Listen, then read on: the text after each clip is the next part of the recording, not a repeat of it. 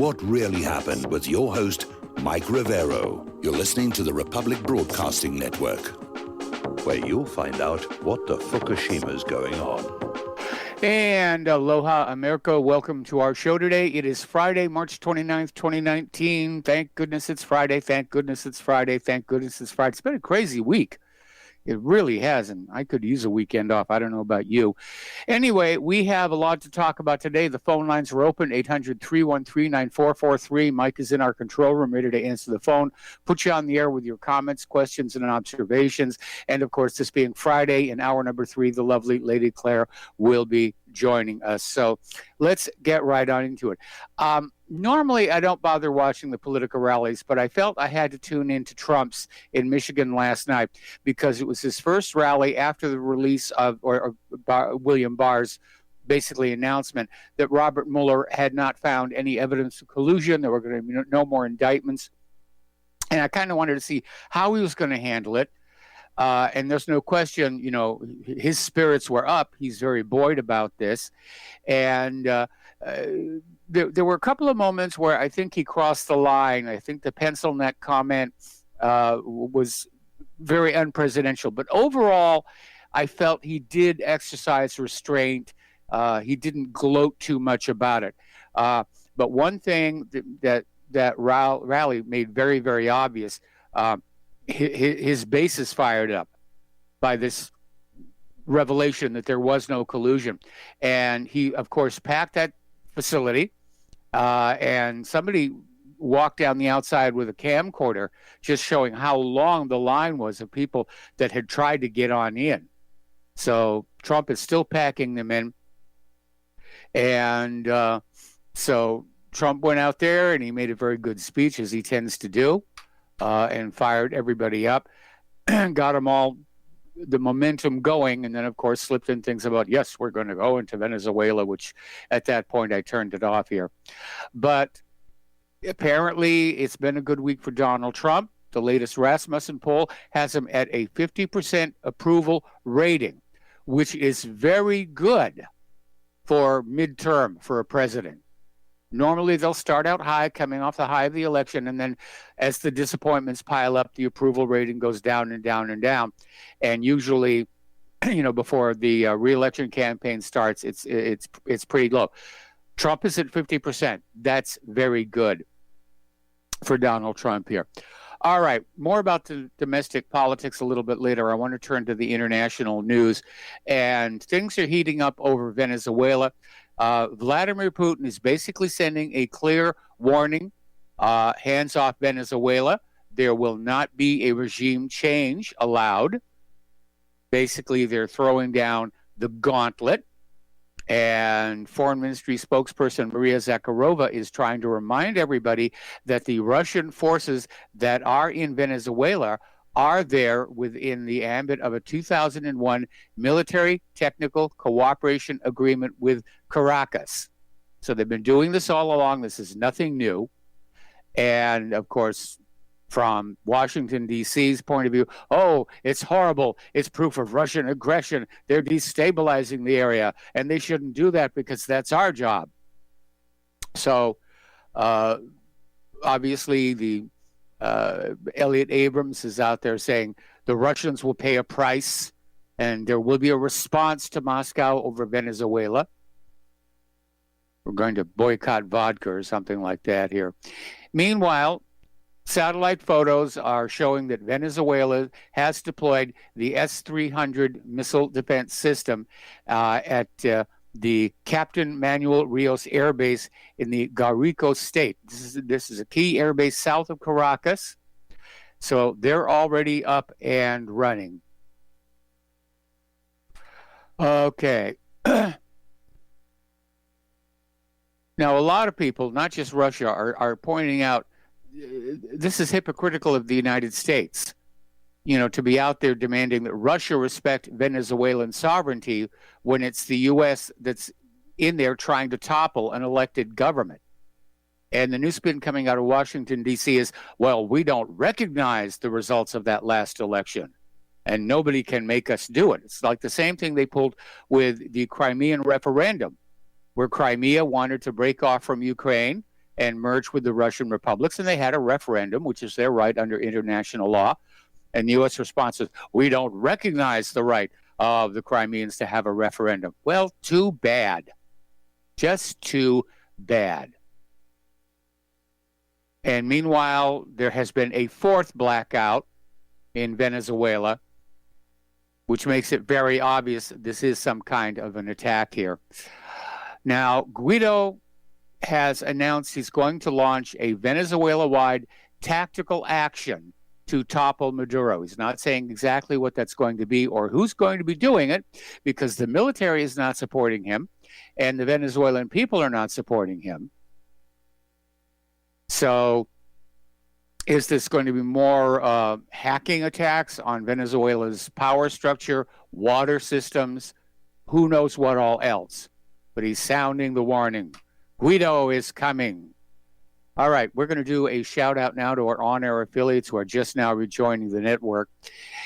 The U.S. is now demanding foreign oil companies cut all ties with Venezuela. They've contacted trading houses and refineries and instructed them to curtail their dealings with Venezuela or face sanctions.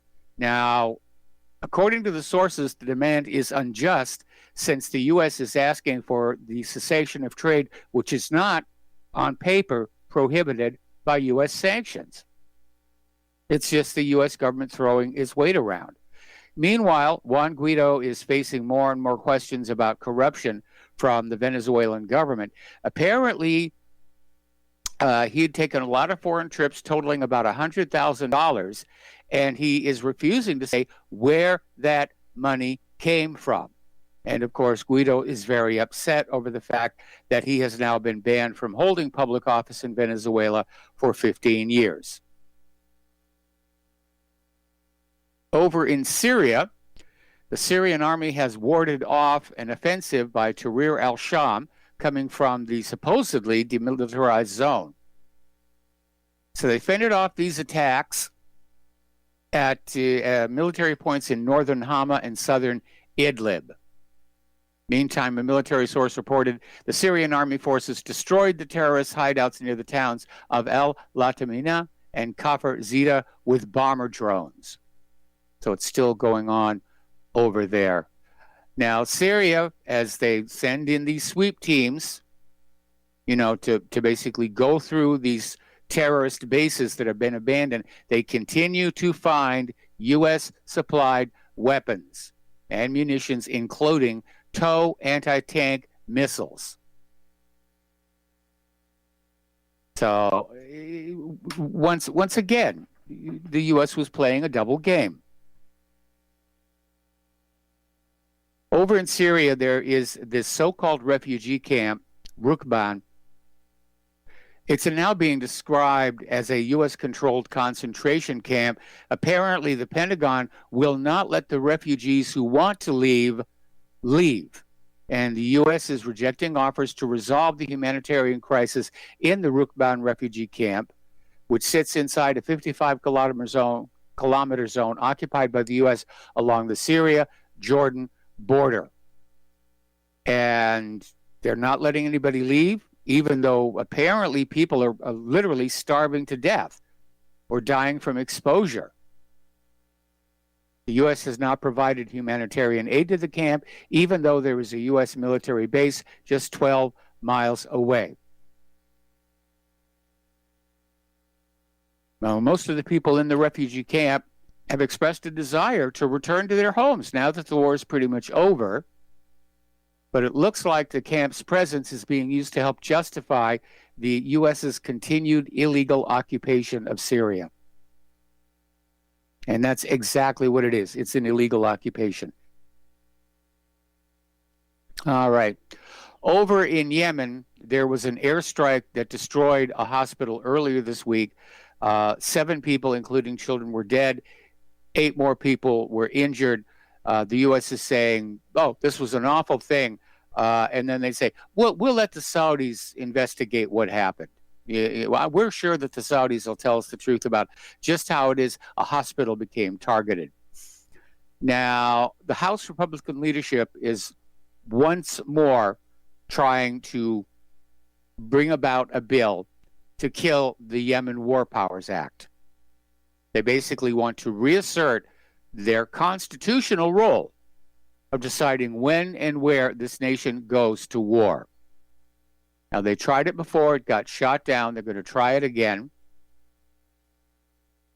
And I wish them luck, because we can't have a country where presidents can just say, I'm going to go out and attack people. And we've been having that going back to George W. Bush now. Do you remember the Charlie Hebdo attack? And one of the attackers was Peter Sharif, also known as Abu Hamza. He's accused of terrorism. Apparently, the Saudi-backed government in Yemen has granted him citizenship. And that puts a rather interesting spin on just exactly what was behind that whole attack. We're still hearing repercussions from Donald Trump's recognition of Israel's sovereignty over the Golan Heights. And basically, the entire world has condemned it, except, of course, for Israel. And now they're moving on with their so-called deal of the century, which they've been talking about for 2 years now. The U.S. is promising to unveil the details after the Israeli elections. But you have Trump has recognized Jerusalem as the capital of Israel. It's recognized Israel's sovereignty over the Golan Heights. We know what is going to happen next. Israel's going to officially annex the West Bank. Trump will sign off on it, and Israel will say, it's all ours. Okay? There's no more occupied territories. Therefore, the boycott, divestment, sanctions movement can go pound sand. So, will this help Netanyahu win his election? Probably. But right now, all 28 nations of the European Union have rejected Israeli annexations of the Golan Heights. This is a hugely unpopular decision. The Golan Heights are legally part of Syria, occupied by Israel in 1967 following the Six-Day War, and annexed by them in 1981. Now, Israel continues to maintain that the Six-Day War was a defensive war. They were coming for us. We knew they were going to do a sneak attack. And we have an article on the front of whatreallyhappened.com, which lays out the actual history of what happened. And it actually goes back to where Egypt nationalized the Sinai Canal, the canal that goes through there, which angered Great Britain. And Britain and Israel basically wanted to take back control, and that was basically the foundation of the Six-Day War.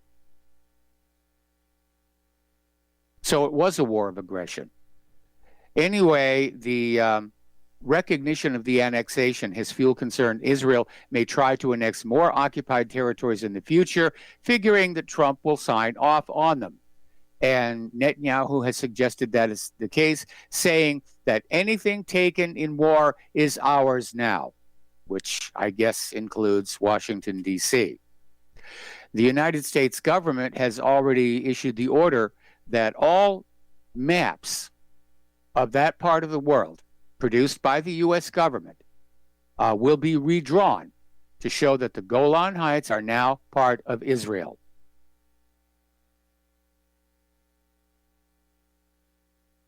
So, just crazy here. All right. This is the 1-year anniversary of Gaza's Great March of Return. Actually, tomorrow is it exactly, but they do these marches on Friday. And there's actually been a complete lack of information coming out from either Gaza or Israel as to how big today's march was and if, in fact, there was violence involved. And I was trying to actually search some stuff out, and I couldn't.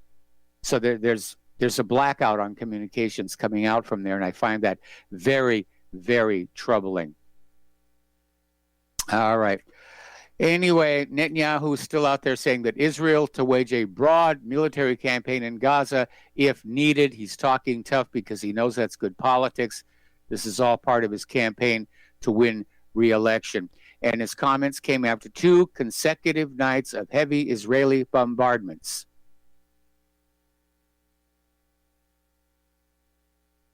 Now, over in Ukraine, they have their elections on Sunday, the first round of its presidential election, their equivalent of our primaries.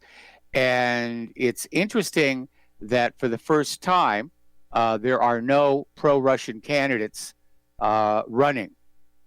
And it seems that any candidates who were pro-Russian were somehow encouraged to step down or step out here. Okay, over in Libya, Gaddafi spy master Abdullah al-Sunusi is facing a death sentence, but he's already come on out with some rather interesting information, basically saying that Libya gave former French President Sarkozy an $8 million bribe. So he's going to go before the firing squad before he has a chance to tell us about the cozy relationship he had with our Western security services when he liaised between Gaddafi, the CIA, and MI6. Yep, got to get rid of those who know too much. Over in India and Pakistan, a little bit of a whoopsie. About a month ago, Indian authorities claimed that 25 Pakistani fighter jets were detected attempting to breach Indian airspace. During the course of that skirmish, an Indian helicopter got shot out of the sky. And everyone is saying, oh, it's time to retaliate. India has now said that their best analysis is they shot it down themselves. A defensive missile fired during the incident missed its mark, locked onto the helicopter, and blew it up, killing 7 people.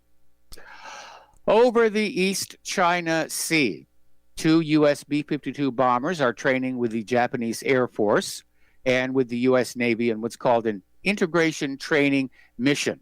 In other words, getting them used to working with each other, getting over the language barriers. And apparently they departed from Andersen Air Force Base in Guam, and they trained with F-15 Eagles, which are currently assigned to the Kadena Air Base in Japan. The exercise actually took place on March 20th. It's just now coming on out. And the usual propaganda. The U.S. use of bombers in the region has been going on as part of its continuous bomber presence, a mission Washington says is in support of a free and open Indo-Pacific, as long as they do what we want them to do. We talked a little while ago about how these U.S. Marine units were practicing landings on this Japanese island of Lajima, establishing a beachhead, seizing the island's airfield, bringing in heavier assets to strike more enemy positions. And the read from this is that these Marine units may be getting ready for an island-hopping campaign against those islands in the South China Sea. And that would bring us into basically direct war with China. And I'm not sure we want to do that. China just pulled a really interesting move. One of their newest weapons that came on out is a long-range cruise missile that is housed inside a standard shipping container, 20-foot-long shipping container. And from the outside, until they're going to fire the missile, you don't know it's a weapon.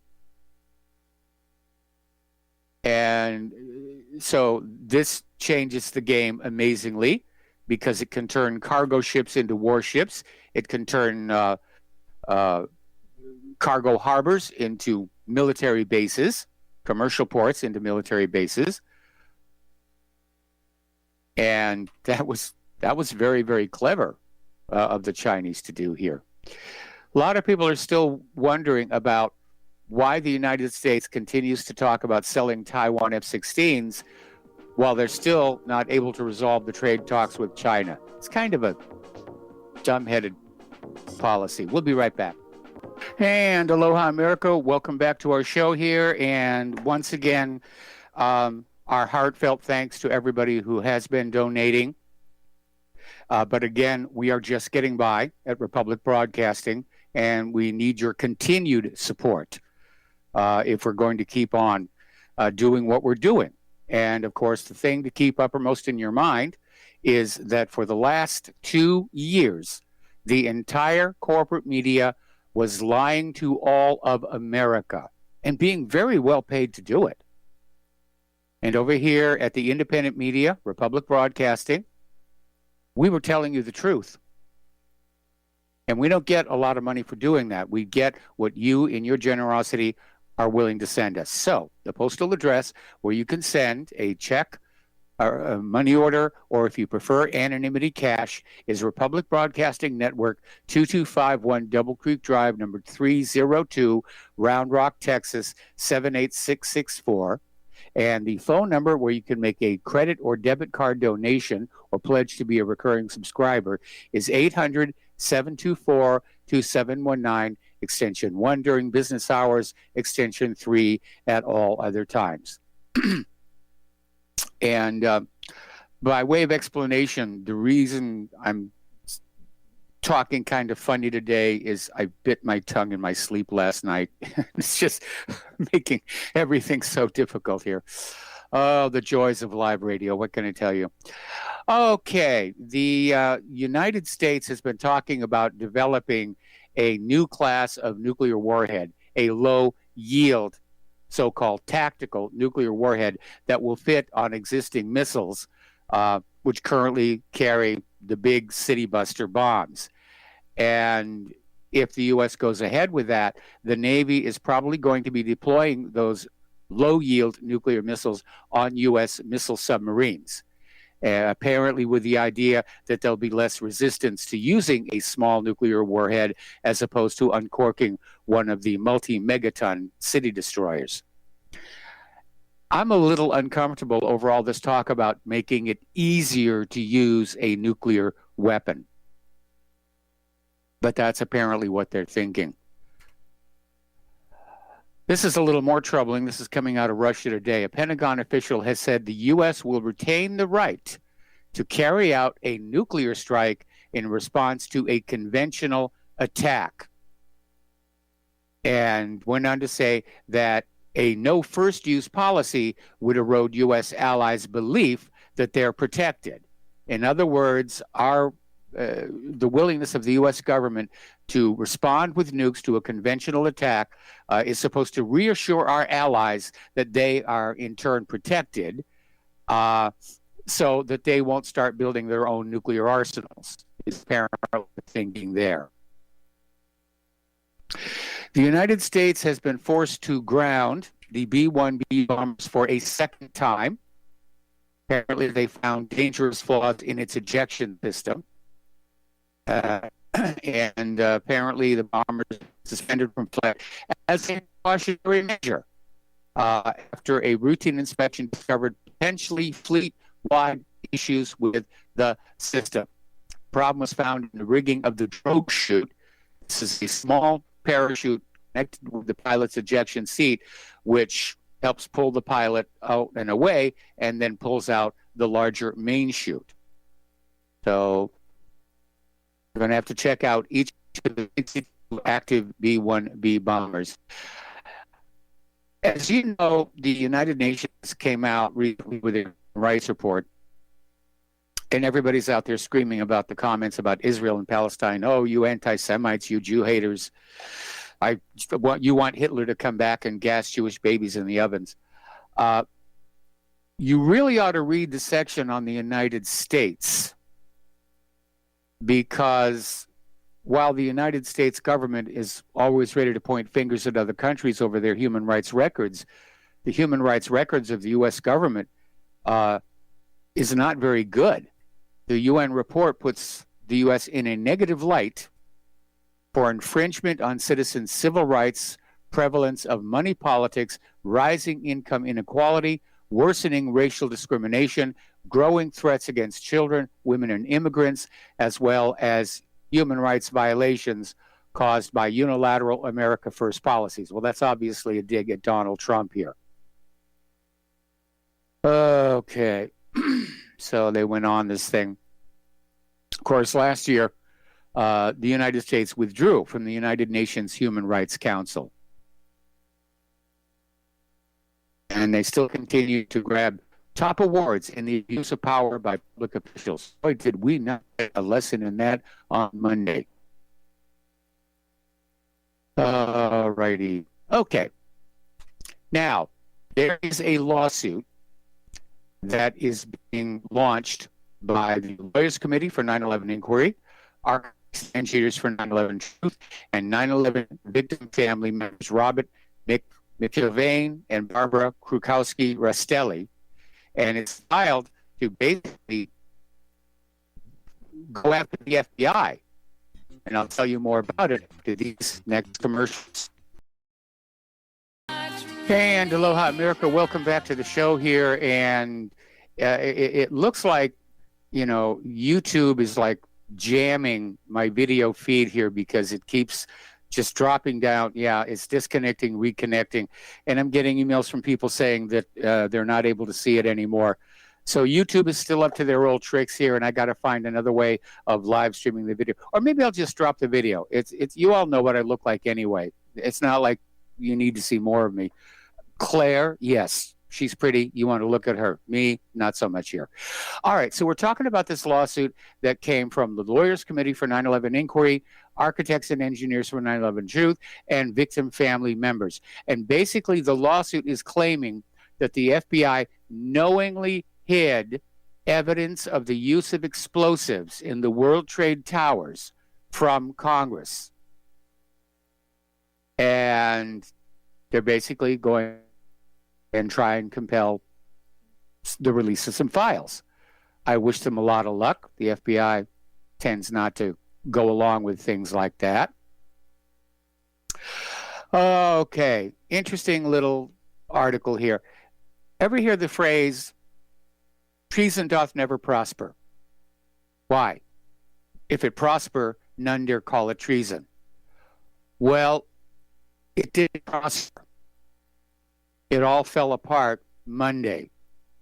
And I'm looking at this article in allnewspipeline.com, which is saying the same thing I am. Now is the time for Trump to basically fight back, fire with fire, and hold the leaders of this attempted coup responsible for their crimes against the American people.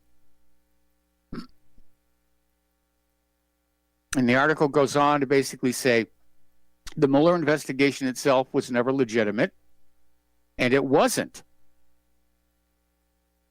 The special counsel statute says there has to be a regular Department of Justice investigation, and only when an indication is found that the crime has really occurred is a special counsel appointed to look at that one crime only. And Rod Rosenstein simply got Robert Mueller and said, you're now special counsel, mahi dictum est, and just go find something on Trump. Start with the Russian collusion. And he ran wild. And it was part of this conspiracy by the Obama administration, Democratic Party, their minions at the FBI and the Department of Justice against President Donald Trump, his allies, the American people, the Constitution.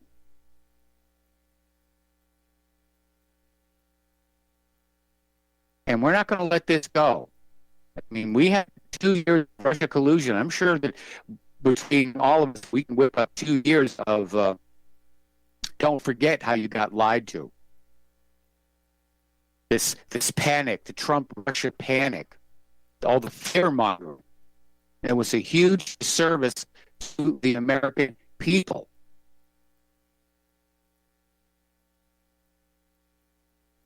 And unfortunately, a lot of people on the Democratic side, the liberal side, they got caught up in it. They actually believed it. They actually believed it. And when the Mueller report came out, they were just devastated. Rachel Maddow was crying on the air. And they're very angry. Out in Hollywood, Rob Reiner's still out there tweeting saying, no, the collusion is real. You know, Mueller's the fake. Or William Barr is the fake. That's the latest spin, that William Barr is part of a cover-up. Well, if William Barr had misrepresented the Mueller report, would Mueller have said something by now? So you look at all those people who got very, very wealthy feeding you this lie.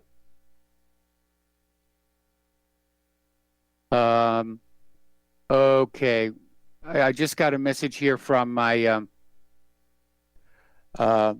control room. Apparently, Spectrum again is having bandwidth issues, and that's why my YouTube channel is acting up. So thanks, Mike, for looking into that. Yeah, Spectrum is just terrible. Even on their best days, we get 60 megabits per second download with paying for 300. Just horrible, horrible service out here. Oh, apparently this is David in our control room. My mistake. Anyway, getting on back to the domestic politics here. This whole Trump-Russia collusion started with Hillary Clinton.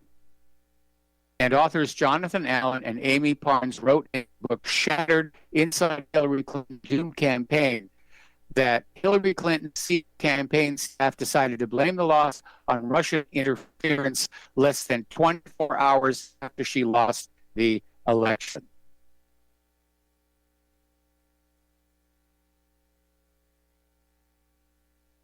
So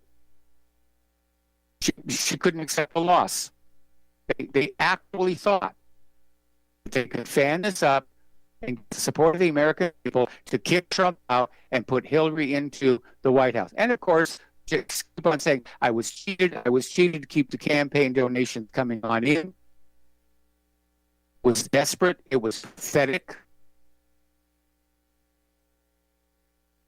And Clinton's true believers, they just grasped to their chest. We know that Hillary should have won. Article out of uns.com. The Democrats are self-destructing. And yeah, they continue to make fools of themselves. Tom Hartman writes for Common Dreams and apparently was always okay to tell the truth about the Bush regime's deceits and illegal wars. But if you talked about Obama, nope, you were there. So Hartman is now out there saying that Attorney General William Barr is a cover-up general. So he's on board with this spin about how William Barr is covering up what happened. He's accusing Barr of burying Mueller's report, cherry-picking fragments of sentences from it to justify Trump's behavior. And went on to say Barr's history of doing just this sort of thing to help Republican presidents in legal crisis explains why Trump brought him back in to head the Justice Department. But again, as I said, if Barr misrepresented what Mueller reported, wouldn't Mueller have said something by now? Rush Limbaugh had a really great comment on his show. It's fun watching the Democrats try to out-left each other. So Trey Gowdy came on out and basically said, look, the only campaign that actually did take money and support from Russia was the Hillary campaign. And he's absolutely true about that. Representative Nunes agrees, saying Trump was investigated for what the Clinton campaign did. Anyway, Mueller is now closing up shop and just basically it's the post-Mueller world. Any remaining cases they had open are being reassigned to career prosecutors in permanent offices. So with Mueller done, now is the time to repair our relations with Russia, one would think. And obviously Trump is relieved. I think probably to an extent Putin is relieved. It's good news for Republicans on Capitol Hill who stood by Trump. And the report is also a plus for the country, in that the country is now recognizing the degree to which they were lied to by the Democrats, by the corporate media. So will this be a window of opportunity to repair relations with Russia, which have gotten really bad? By the way, James Corbett is out with another one of his wonderful videos. This one is Russiagate in 3 minutes, and it's also on the main page at whatreallyhappened.com. I love his videos. I love the one he did about 9/11, and this is another one that's just as good, and you need to look at it here. All right, we're going to take a phone call now from James in Sacramento. Aloha, welcome to the show. What's on your mind? Hey, I was listening to your show. I'm always a day behind listening to your shows. But the guy the other day that was talking about the rabbits and using that metaphor and trying to do that, I understand cats. biology. Oh, yeah, cat. That was a cat. Yeah. You know, there's an old saying about how do you get rid of a feral cat? You don't feed it. Yeah. But did you get the joke? Yeah, I did get the joke here. You know, actually, out here in Hawaii, it's illegal to feed the feral cats. Oh, wow. Yeah. Wow. All right. So anyway, what I was going to put out for that part was rats, because this is a absolute biologically recorded fact. You can't deny the facts, and it has to do with whenever the food supply gets higher and higher, the rat population, especially back in the old days when rats were just rampant, but the more the food supply was there, the greater the rat population would grow. And then the rat population would grow until it exceeded its food supply, and then you would have a bunch of rats dying off. Yes. I mean, is that cruel to say that? But it's just a fact. It's a fact. No, that's the way nature works here. And you know, we're about to have major food shortages in this country. Yeah, well, that was the other thing I wanted to talk about was about, you know, the population thing where, you know, when you and I were young, I'm only 6 years younger than you, but it was like 3.5 billion on the planet. And there was all these people in the 60s and the early 70s that were calling for, population control. We've got too many people on the planet, and it was only 3.5 billion. I mean, seriously, Michael. And nowadays, what is it? It's almost 7 billion, but it's 6.5 or 6.7, something like that. Yeah. Yeah, and the planet's getting crowded. Well, you know, look at it. Sex is a lot more fun than dying. Yeah. You know what? I'm going to have to agree with you on that one. Although I haven't died yet. But the other part I do understand. But the thing is it's the food supply. We got because of the petrochemicals and all the fertilizers and all this stuff. We made more and more food. And if human beings don't think they're going to just do just exactly what rats do, they're deluding themselves, because it's going to be just like what the rats do. When there's a ton of food, there will be more and more people populating. And as soon as the food runs out, when we reach that little critical like crosshair on that, what is it, the red line? Yeah. And then it's like, and now it's like, well, that's, you know, you see it in Africa and stuff, because they don't know how to make their own, they don't know how to farm and stuff, so they blow it. Well, wait a minute, that's a drastic oversimplification. I mean, what happens in Africa, of course, is they'll get, you know, natural disasters like floods, like we're getting. They'll get locusts. They'll get droughts. And it's not that they don't know how to farm, it's that it's a very tough place to farm for the vast majority of that continent here. But yeah, population is always dependent upon the available food supply. The reason the human population is expanding so much is because we have no natural predators. I mean, yes, if you walk out in the middle of Africa, you might be eaten by a lion. But on a general overall level, we don't have any predators who are limiting our population growth. And we do have, at least for the moment, abundant food. And it is an issue. And I am in agreement with those who say there are too many human beings on this planet. It's just that everybody who's out there pushing that, they want somebody else to die or somebody else to go without children. I'm not the sort of person who can play God like that. Yeah, me either. Yeah, but it's one of those things that takes care of itself. I mean, it'll just balance itself out. It might not be a pleasant scene to watch, but look at what happened at Rapa Nui when their population ate the island down basically to the ground, and they ran out of food. They started eating each other. Yeah, and that's happened in a few other. That's happened in a few other countries too, where they've.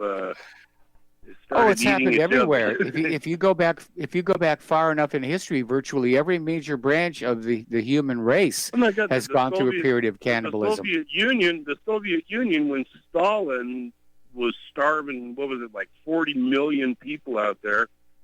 There were stories about people eating each other. Well, it wasn't that Stalin deliberately starved the people. That was the aftermath of that Lysenkoism disaster, which should be a lesson for those who are just slavishly following along with human-caused global warming. Lesson, but you know what, Michael? I'm going to let you go here. Americans, a whole lot of people in the world, have what my buddies and I call the goldfish mentality. The goldfish swims around the bowl, and he goes, "Hey, look at this diver and the box of gold." And then he swims around the bowl. "Hey, look at the castle." And then he swims around the bowl again and goes, "Hey, look, there's another diver with a box of gold." And then he swims around the bowl and says, "Hey, there's another castle." The goldfish mentality, it's like they can't keep anything in their brains for a year. Well, here's an interesting experiment that you can do, and I've seen it done. You take a goldfish that's been in a bowl for a while, that's his home, and you put it into a larger bowl, goldfish bowl, and you slowly fill that up so that the water comes up over the top and goes all the way up. Now that goldfish, if it wanted, could leave the small bowl and explore the outside one, but they won't. They still stay circling inside that small bowl that's in their home. Anyway, I got to let you go. We got to take a break. All right, brother. Yeah. I love the psychology on that one. All right. Hey, have a good day. All right, we'll be right back after these few words.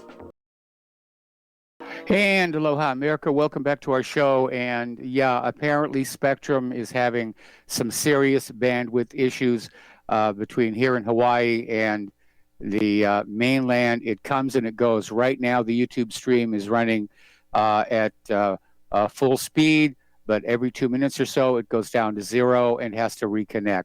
So I don't know what's going on with Spectrum, but they're not a very good company, but they're a monopoly.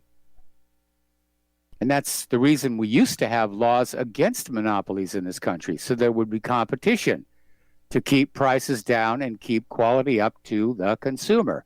But that's not how we do things in America today.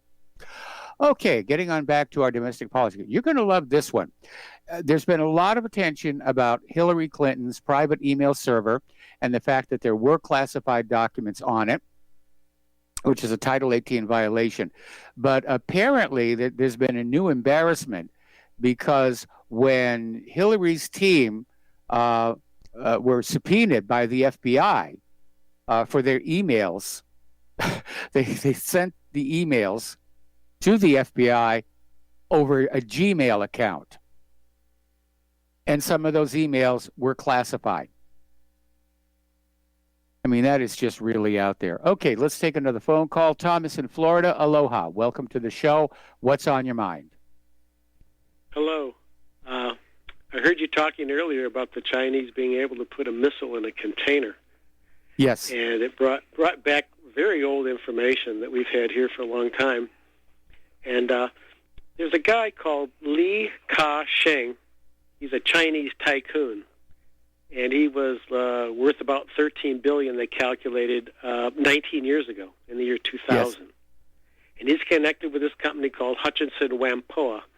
And they won a bid. They won a bid in 1996 and effectively controlled both ends of the Panama Canal. Yes. But it gets worse. 50 miles off the Florida coast, directly east of Palm Beach, is Grand Bahama, Island, Yes. and they have a huge terminal there for containers. They've got a port there that can accept more than 48 feet of draft for a boat. They have an 11,000-foot airstrip which will land the biggest planes in the world. They have a huge container port there with, what's it got? It's 780-acre tract of land, which is between the container port and the airport. And they're able to put up 57 hectares of land, which interprets into 1.5 million 40-foot containers. Yes. And that's exactly due east of Palm Beach. So if anyone's worried about whether they might be able to do a surprise attack on us with manned equipment, or 50 miles from Palm Beach to the east, I mean, that's amazing, and no one seems to think anything of it. I think this is more economic than anything else. For one thing, Hutchinson Whampoa has already started building new locks at Panama that are going to be larger, because the next generation of cargo ships and tankers are going to be larger. In fact, just by coincidence, I happened to catch a TV show last night talking about how the city of Charleston is desperately trying to upgrade their commercial shipping port so that they're not left behind in this new world of super container ships and super tankers. So I think the Grand Bahamas just represents a shipping hub for the Atlantic for the Chinese. And I don't think it's a bad thing that they're enlarging the Panama Canal. Anyway, listen, Thomas, thanks an awful lot. We got to take a station identification. We'll be right back. And aloha, America. Welcome back to our show here, hour number 2. The phone lines are open, 800-313-9443. And I suppose I should be speaking a little bit more slowly. Again, Spectrum is having bandwidth issues. It's playing havoc with the YouTube stream, and it's interfering with our audio going back and forth to Round Rock, Texas. So, again, this is Spectrum. And I wish we had an alternative out here, but we do not. We're stuck with them. Alrighty, getting on back to domestic politics. One thing the Mueller investigation has come up with that Democrats are not going to be happy about. Apparently, the Obama White House counsel, Greg, will be indicted for Ukraine corruption. Apparently, he was tangled up with all of that work for Ukraine's Ministry of Justice. And that was part of that whole Paul Manafort thing. So he's now in trouble. Now, Barr says that there will be a redacted copy of the Mueller report made available mid-April. And I can already hear the Democrats screaming, make the whole report available, unredacted. We demand it now. That could backfire on them. Hang on a second. There are sirens sounding outside there. And I don't know why. Okay. Going to raise the stress level for the rest of the program here. All right. Yesterday, a federal judge ordered the FBI to turn over former Director James Comey's memos, including the notes that he took during his infamous one-on-one meetings with President Trump. And they have to be turned over to CNN, USA Today, Judicial Watch, and other outlets. And, yeah, there are sirens going on outside my window. I'm not seeing any emergency alerts on the TV. I wonder if it's another false alarm. Okay. Judicial Watch is also suing for the records of communication between James Clapper, John Brennan, and CNN. And it's a Freedom of Information Act lawsuit. And you know what's really interesting? You're not supposed to have to go to a lawsuit. The Freedom of Information Act says you go to the government, you request a record, they give it to you. That's what the law actually does say. The lawsuits get filed when the government says, no, we don't want you to see this. But apparently, this is focusing on the fact that Clapper may have leaked information regarding the now discredited Steele dossier to CNN in January of 2017. And hang on a second here. I have to respond to my wife. She's concerned about the sirens. Okay. There we are. Yeah, that's a little disconcerting. And it seems to be down there. Yeah, the sirens are going outside, and I don't know why. Over in Brooklyn, Councilman Kalman Yeager, who represents Midwood, is out there tweeting off attacks on Representative Omar, saying she's an anti-Semite, and repeating this claim that Palestine does not exist. He's actually saying that.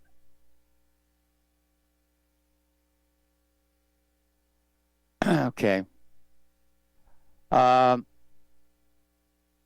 There's a new poll out now that reveals Alexandria Ocasio-Cortez's rather over-the-top style of politics is not resonating with the voters.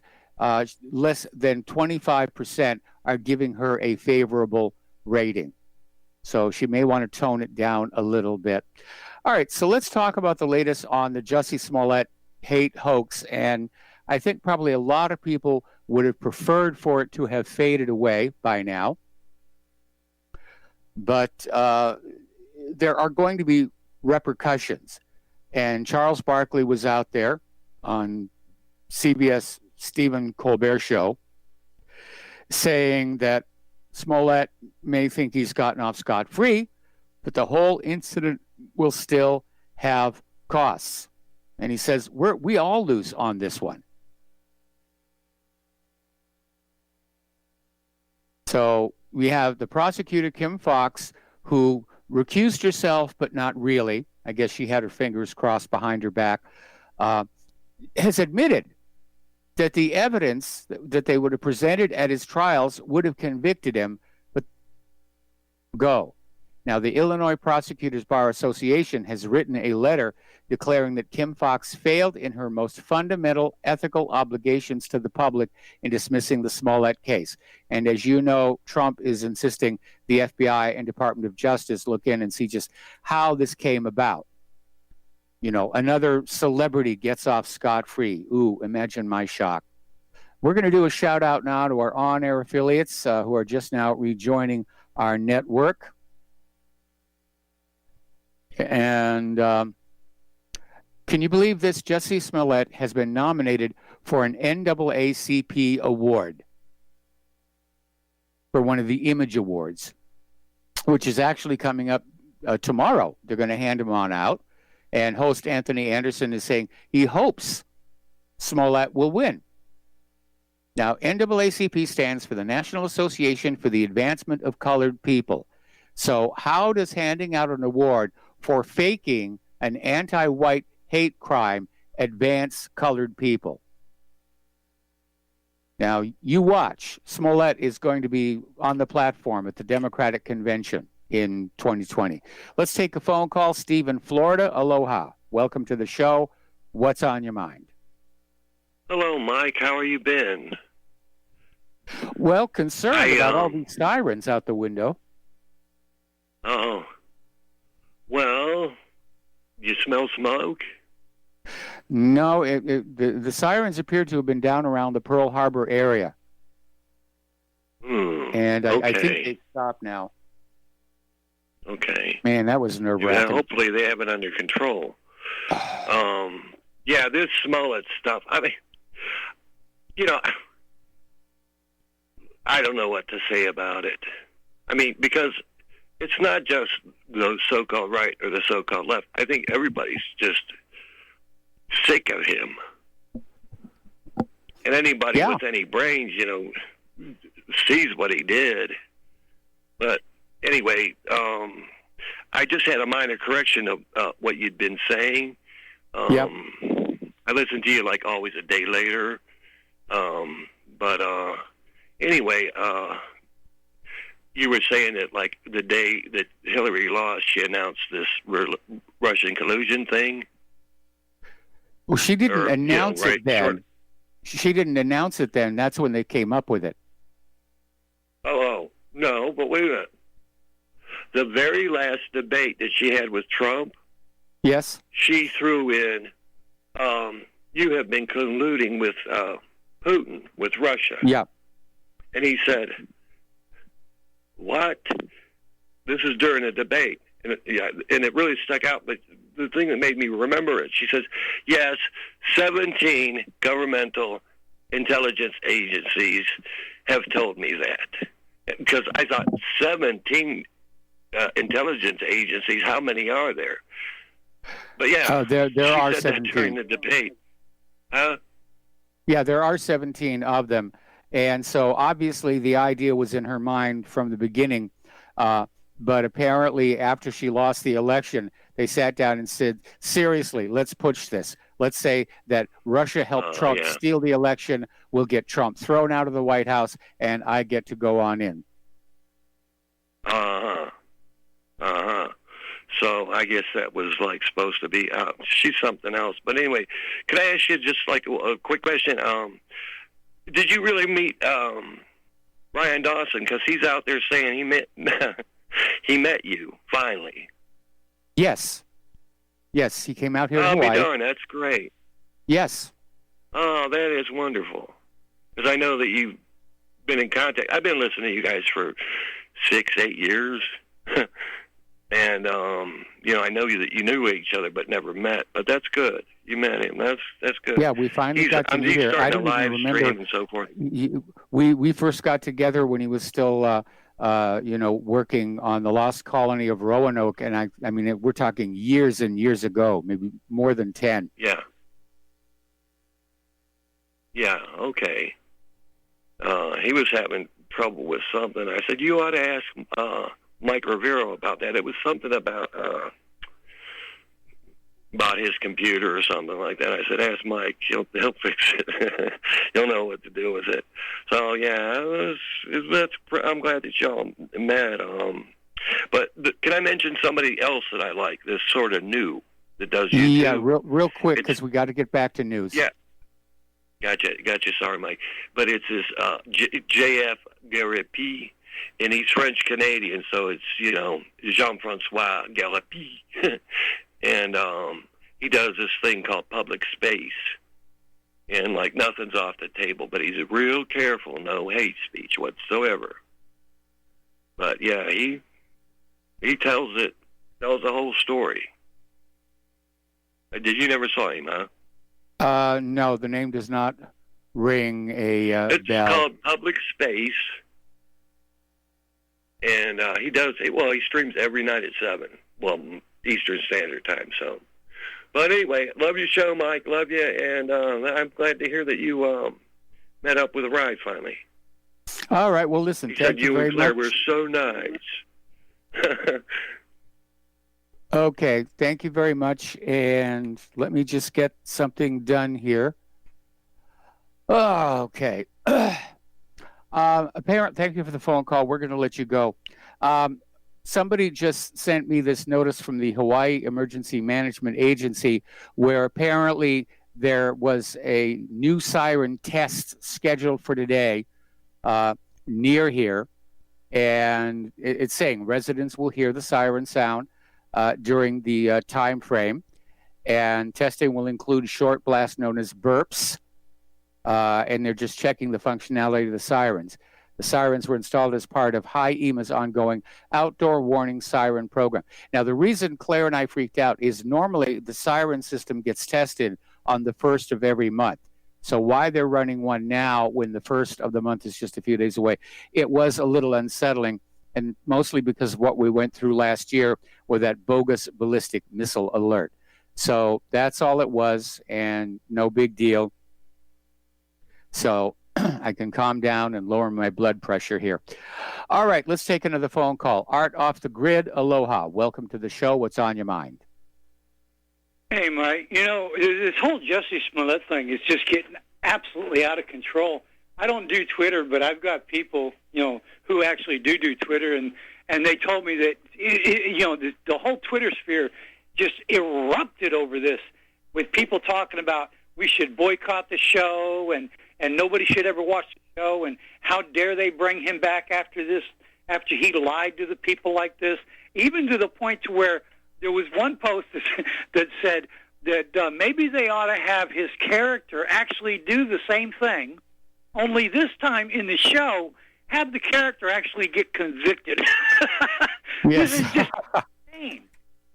And I was talking to the board op before coming on, and it was kind of funny because we were talking about this guy's going to end up having a school named after him. He'll get his own Jesse Smollett Boulevard or some kind of crazy crap like that. But it wouldn't surprise me if they did something like this.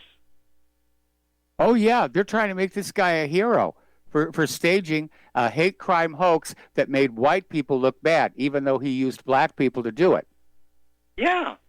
It's crazy. It's like, how does anybody believe this crap anymore? And here's the crazy thing. Anybody with any common sense who's been paying attention to this, the next time we have, say, something like this really happens to somebody, how many people out there are going to go, yep, here we go again, another Jesse Smollett, and they're not going to believe it. Yeah. This is the kind of stuff that we're looking at possibly happening.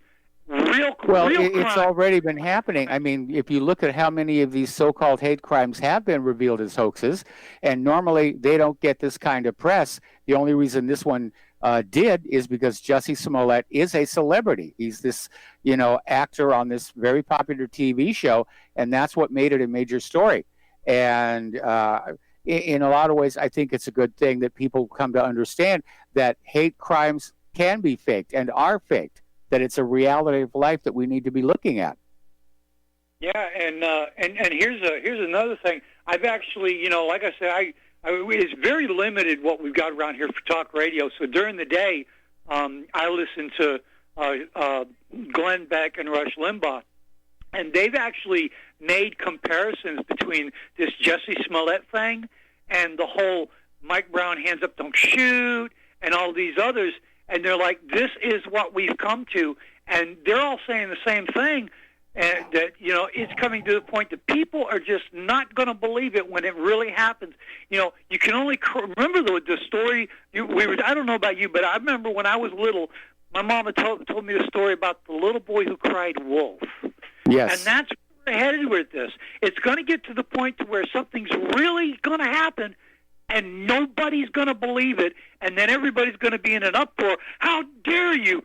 Just like with the whole fake Kavanaugh molested this girl in school or whatever it was, you automatically got to believe the victim, but you don't really have a victim. So now when a woman is accosted, people aren't going to believe it because of the whole Kavanaugh scandal and the whole Trump scandal and all this other kind of garbage.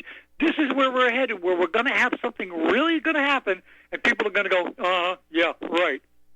Well, we've already been there. Back in the 1990s, remember the militant feminist movement, all men are rapists and that kind of stuff? And rape became the second most falsely reported crime in the United States. Innocent men got thrown in jail, and women were claiming that they were raped just to get some media attention. And there was a backlash of lawsuits by the accused. And the end result was that police departments were less willing to accept a rape complaint at face value.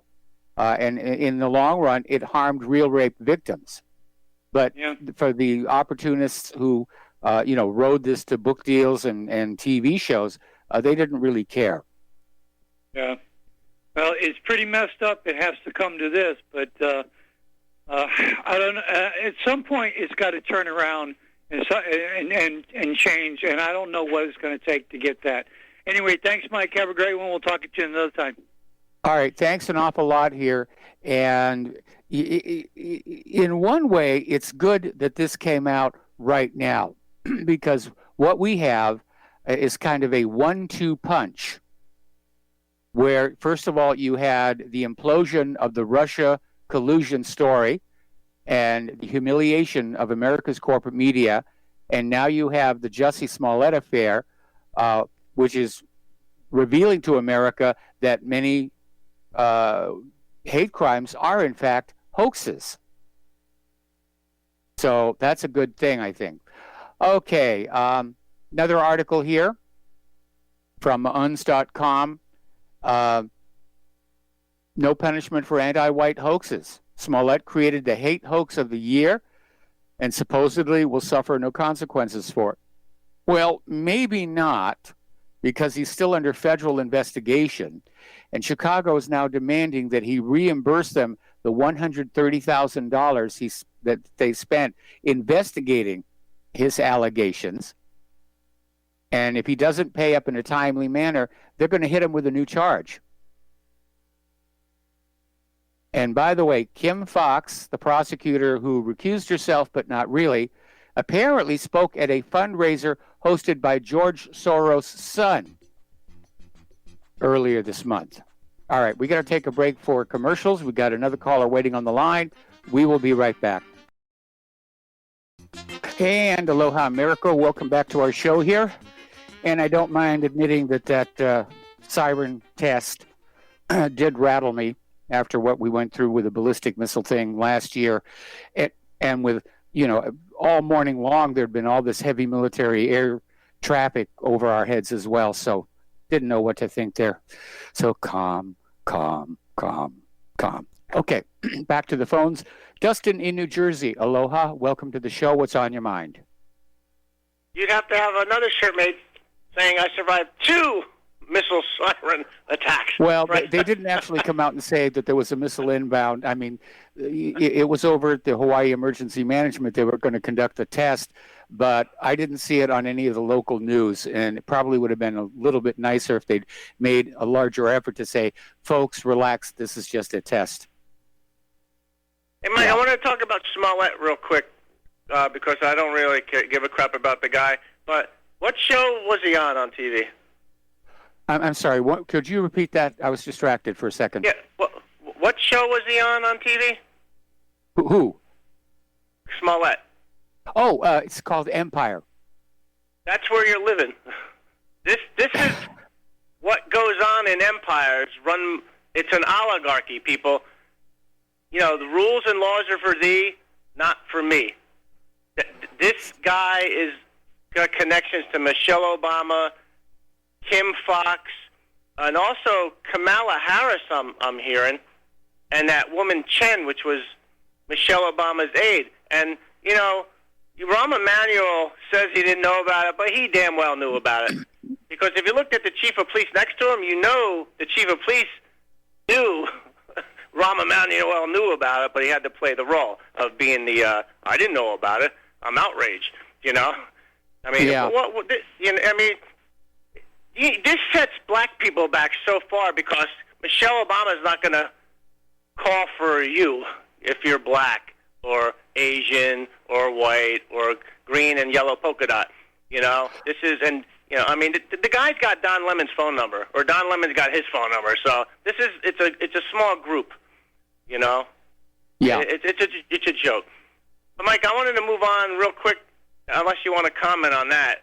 No, go ahead. I've got comments, but they're going to be later in the show. On this Chinese container thing, I read about this a while ago, and then you talked about it. Russia was working on something called the Club K container, and it had like a missile of some variety inside of it. But we can't get ahead of ourselves saying, China's going to put them in, in Florida these would be like at their ports per se as defense measures. I can see them doing that, but China's not going to attack us. They're trading partners with them unless you attack them. But we get ahead of ourselves saying, well, China's got them here and they got 5,000 men in each container ready to attack it. Come on, people. We need to relax a little. Well, let's hang on and be fair. And by the way, I'm going to take you through the next commercial break. I thought it was a little gratuitous China bashing, but have you ever read the Tom Clancy book Red Storm Rising?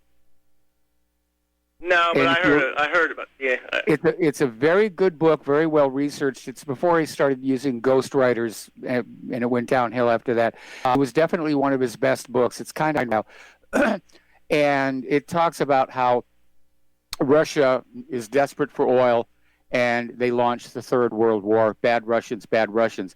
And the way they capture Iceland is by using a cargo ship.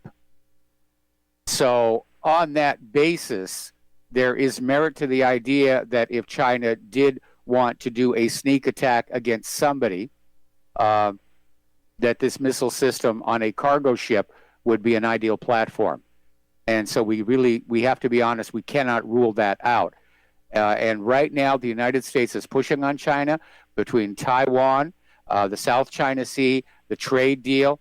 And I know that Russia's got a containerized weapon system. And I seem to recall, so does the United States of America, that they've got some kind of a missile system that is inside a standard shipping container, which is supposed to be deployable against pirates.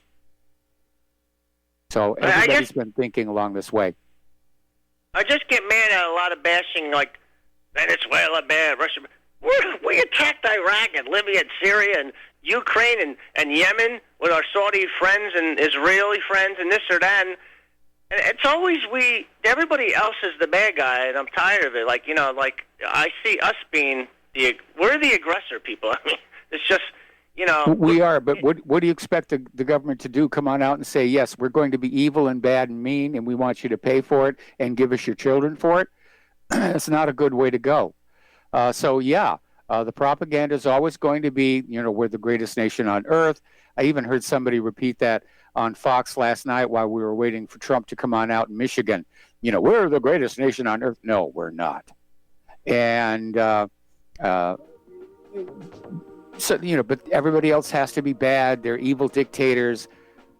They're tyrants. Anyway, we got to take another break for commercials. Stay on the line, Dustin. I'm going to bring you back here. And aloha, America. Welcome back to our show here. And before we go back to Dustin in New Jersey, apparently the ratings for Empire have just crashed since the charges were dropped. Apparently, they were still up there all during this whole thing, but with the charges dropped, just turned off the audience. And as if that wasn't bad enough, Illinois State Representative Michael McAuliffe is planning to introduce legislation that would end tax credits to any business that employ Empire actor Jussie Smollett. Well, this is clearly aimed at Empire because Empire was lured to Illinois to film there by their generous film tax credits. So it looks like Empire is on its way out. Crashed like the Roman Empire. All empires fall. Yes, all empires eventually fall, including the American empire. Yeah, Mike, getting back to, like you said, exceptionalism, that's the thing. If Hillary Clinton and them, this oligarchy, certain Jewish people that believe in that, if they're like God's chosen or better, if they think they're better than you, if they're exceptional, then you're expendable and disposable. You're less than them. You know what I mean? Like you're not on equal footing. But that's what these people show every day when they talk down to us and they lie to us. They're above us. Absolutely. I mean, you see it in this Jussie Smollett case. He's a celebrity. He gets off. You have all these corporate media talking heads that lied to us for 2 years about Trump-Russia collusion. I haven't seen any of them fired yet or even forced to take a pay raise. They're still on top there. And you've got, these rich people who are literally bribing the premier colleges to take their loser kids in. Now, something's going to happen to them. Fortunately, they're going to court here. And then you've got, of course, Hillary Clinton, who handled classified information, mishandled it, got off scot-free. The system definitely is rigged for what they like to call themselves the elites. We're elite. The laws are for you serfs, to keep you in your place so, you don't You don't threaten our power. Anyway, Dustin, we're going to let you go here, and thank you for the phone call. Okay. Earlier in the show, we were talking about how Juan Guaido had promised some kind of a Venezuela-wide tactical response. It may already be starting because the intelligence service headquarters in Caracas is on fire, and it's a bad one. And I'm going to take a shot here and say that, yes, this is an act of sabotage. So we'll see what happens there. What an ugly, ugly world this has become. All right, let's talk about the economic news here just a little bit. The fourth quarter gross domestic product sinks to 2.2, which is a little less glowing than Trump tried to make it sound like during his little visit in Michigan. Over in Europe, Mario Draghi is now demanding that Ireland and all EU countries have to get permission from the European Central Bank. They have to get permission to manage their gold reserves. Draghi wants to be in control of all of Europe's gold. I think that's probably going to alienate a lot of other people here. Right now in this country, we have an accelerating eviction crisis, and a lot of people are drawing parallels between that and the subprime mortgage crisis of the Great Recession. And we see it here all the time. We drive down the street, and on the sidewalk, there are all these piles of things. And after a while, you learn to recognize what they are. Oh, that's, somebody's doing a remodel, a refurbishment, somebody got a new living room set. But when you pass the pile where there is something there from every room in a household, that's somebody who either had to bug out and leave everything behind, or they got evicted. And it's becoming a big problem because of rising rents and housing costs. In fact, in San Francisco, it's so expensive.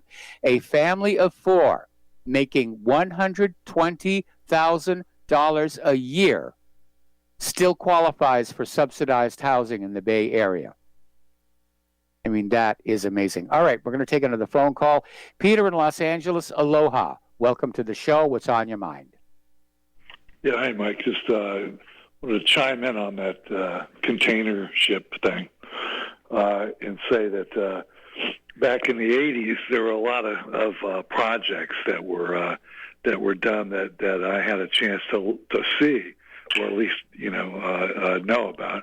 One of them was something called, with the container ships that we were doing, called Project Arapaho, and that was they were bolt-on systems to container ships, like a standard class of container ship that would be you'd bolt on a ski jump thing for a VTOL Harrier or something like that.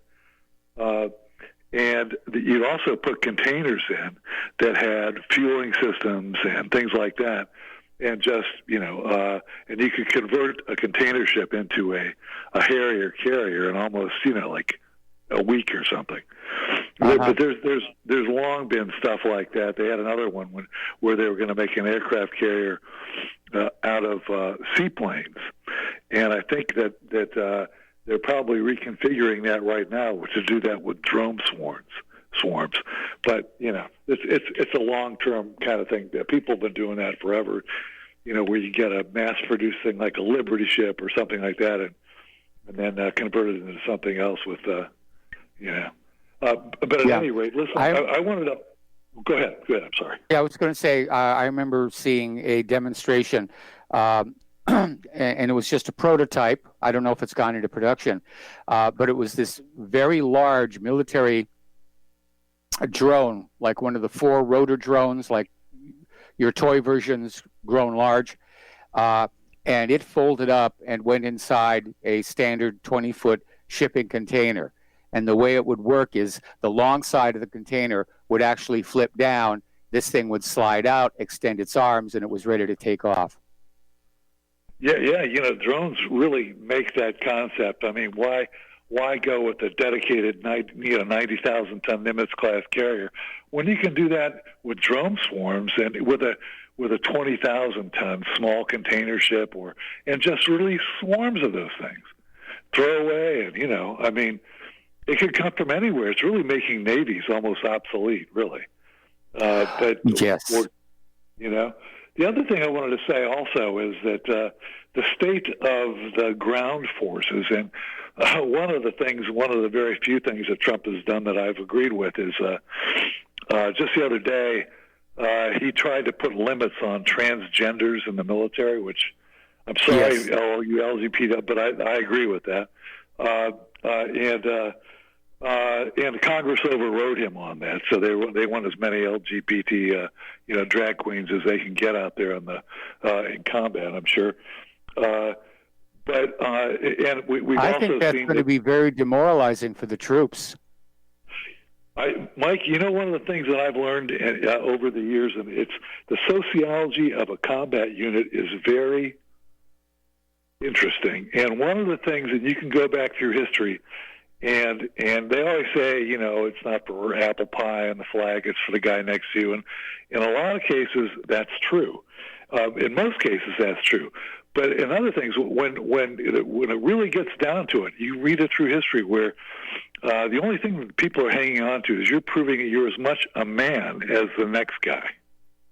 The manhood, the macho factor, it really does Yes. play a role. The other thing is, what do you do when an NCO or an officer is buggering one of the people there? Maybe it's a woman, maybe it's an LGBT person, and that guy never walks point or whatever. That happens all the time, I'm sure. Yep. So, but the Marine Corps now has women in the infantry officers and Rangers. Finally, they cheapened the standards down that women have gotten through, and SEAL teams. Well, hold it. Okay. I want to be clear here. They've cheapened the standards down for recruits for the Army in terms of the physical standards. For the non-physically demanding military, like the Air Force and the Navy, they didn't need to cheapen standards for women to come on board. And there are now a lot of women serving as officers in the Air Force. There are even some combat pilots now, and naval officers. No reason they couldn't be as good as anybody at that. But yes, but it's different when you're carrying a 90-pound pack and you have to jump over a fence and strangle somebody on the other side. It's a little bit different. And I'm saying what I'm saying is SEAL teams they're now in the SEALs. They're now in MARSOC, Marine Special Operations Command. They're now in the Rangers. They're everywhere. In those cases, I don't believe they should be. But we're going to pay a price for being stylish here one of these days when some really critical mission fails. Someday when maybe we're really doing it and we're really at risk. Yes. But I don't know, Mike. It's just. And then there's the SEAL teams with all that guy Gallagher with all the really murderous stuff that guy was doing, and it turns out SEAL Team 6 is doing some very suspect stuff. Yeah, so, the investigation has expanded to them. Yeah, it's our military it's in bad shape. It really is. Yeah, it is. It really is, and part of that is, again, without a draft, they're having to basically recruit people who are not really ideal, people with criminal records, people with drug problems, people who are overweight. The emphasis is being put on the high-tech whiz-bang, and again, that was a mistake that the Third Reich made toward the end of World War II. They allowed their regular ground troops to decline in terms of their training and support, and they put all their money into the V-1 buzz bomb, the V-2 ballistic missile. They even had their own version of a stealth jet fighter, which wasn't all that stealthy, but at least it proves that they were thinking about it all the way back then. Yeah, and Mike, we're also the Army. I know is trying to increase its troop strength to buy like a brigade, like 5,000 people, and it's finding it extremely difficult to do so. Yes. I mean, nobody wants to go on 5 deployments in a row and be the bad guy. So no, that's absolutely right. I mean, for a while they were trying this little thing of going to the illegal immigrants and saying if you'll sign up and serve, at the end of it you'll get a green card. But as I predicted was going to happen, they weren't well motivated, and the Army basically dropped that program. Did you ever read any of those books by he wrote Rick Atkinson, Army at Dawn, a World War II trilogy of the European and North African campaigns. It's really the best military history of World War II from the U.S. point of view and the American Army. But he makes a point that and back in World War II when there were 16 million men in uniform, right? Yes. And our population was 130 million, and now, of course, the active Army is like 495,000, and we can't man it voluntarily. But he at the beginning of World War II, Mike, they were very, very selective in 1942 when the draft was really kicking in and all that. And yes. You had to have a full head full of teeth, and they wouldn't take anybody with. By 1944, Mike, the casualties were so heavy, and the manning structure the manpower was so thin that we were taking people with two teeth. Yes. And the Army regulations was they had to be able to chew the Army rations. So here we are with a population of 330 million that cannot expand voluntarily. From 495 to 500. Somewhere down the road, there's going to be a draft. Yep. So it's interesting, and I know you're looking out the window at this stuff, and I hope to God that we have enough brains and that Trump really doesn't think that he's down here from God, to protect Israel and go to war with Syria or something like that. That was scary to me. Yeah, that was a very scary comment. Your observation that he's very susceptible to flattery. Can you imagine what that did to him when Pompeo said that he was sent from God? Yes. Shoot. That's oh man. Pompeo was laying it on with a trowel there. All right. Well, listen, Peter, we're going to let you go because we're coming up on the top of the hour and the lovely Lady Claire, and I want to take one more phone call. Keith Rogers, aloha. Welcome to the show. What's on your mind? Well, my normal gripe here is pluralisms. But first I want to say, Trump is out there on Twitter right now bashing Mexico again. And yes, Mexico, or through immigration, it costs Americans hundreds of billions of dollars and stuff like that through the time like that because of the welfare nets and all this stuff. But what gets me to Mike, and you know me, I've always had this thing on those pluralisms. We had a shooting here in town here. You hear I said that we had a shooting. Yes. Where a guy was shot dead. And it doesn't mean that the entire town went over and shot this guy. And this is what I hear, and this isn't just to pick on Justin or anyone else like that, but when you hear someone else say that we are bombing someone, I'm not behind the helm of any of these buttons and stuff. I sent you a meme that I did earlier this morning on Twitter there, but it's morals versus collectivism, and I use the image of a drone, where within morals we have over 100 million legalized gun owners in this country here, and when one gun owner goes rogue, it doesn't mean that everyone, there's pluralism. We are the ones that are responsible for this. The same thing as when you have someone that is willingly, through collectivism, to sit there behind a drone stick in some place in Arizona or Nevada that is willing to drone someone to death, regardless of what it is. I mean, why are we, plural, accepting the crimes of the state? Because of the same fact is this government no longer represents us. So this is what we have to do is fight back against this system that doesn't represent us. Okay. Keith, I got to let you go. We got to take a break for commercial. All right, we'll be right back. And aloha, America. Welcome back to our show here. And speaking of immigration problems at the border, Trump is threatening to shut down the U.S.-Mexico border next week, even for all trade. And he's basically saying that if Mexico doesn't act immediately to stop these migrant hordes, that they're just going to cut off all trade with Mexico. And yeah, he can do it. And Trump came out and said the Democrats have given us the weakest immigration laws anywhere in the world. Mexico has the strongest, and they make more than $100 billion a year on the United States. And there is another migrant horde on its way, estimated at 20,000 people. So it is a major, major problem out there. Okay, let me skip on down here. Snow is falling in Kiev, and not too surprising, it's unusual for snow to fall in late March. Apparently, there's been another snowstorm bringing snow back to the Sierra, and of course, all the operators of the ski resorts there are just absolutely delighted.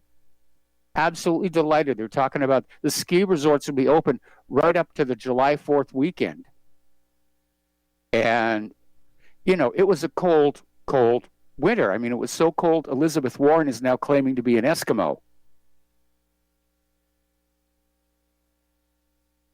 Now, as we reported earlier, there is this large glacier in Greenland that has sort of been the poster child for the human-caused global warming people.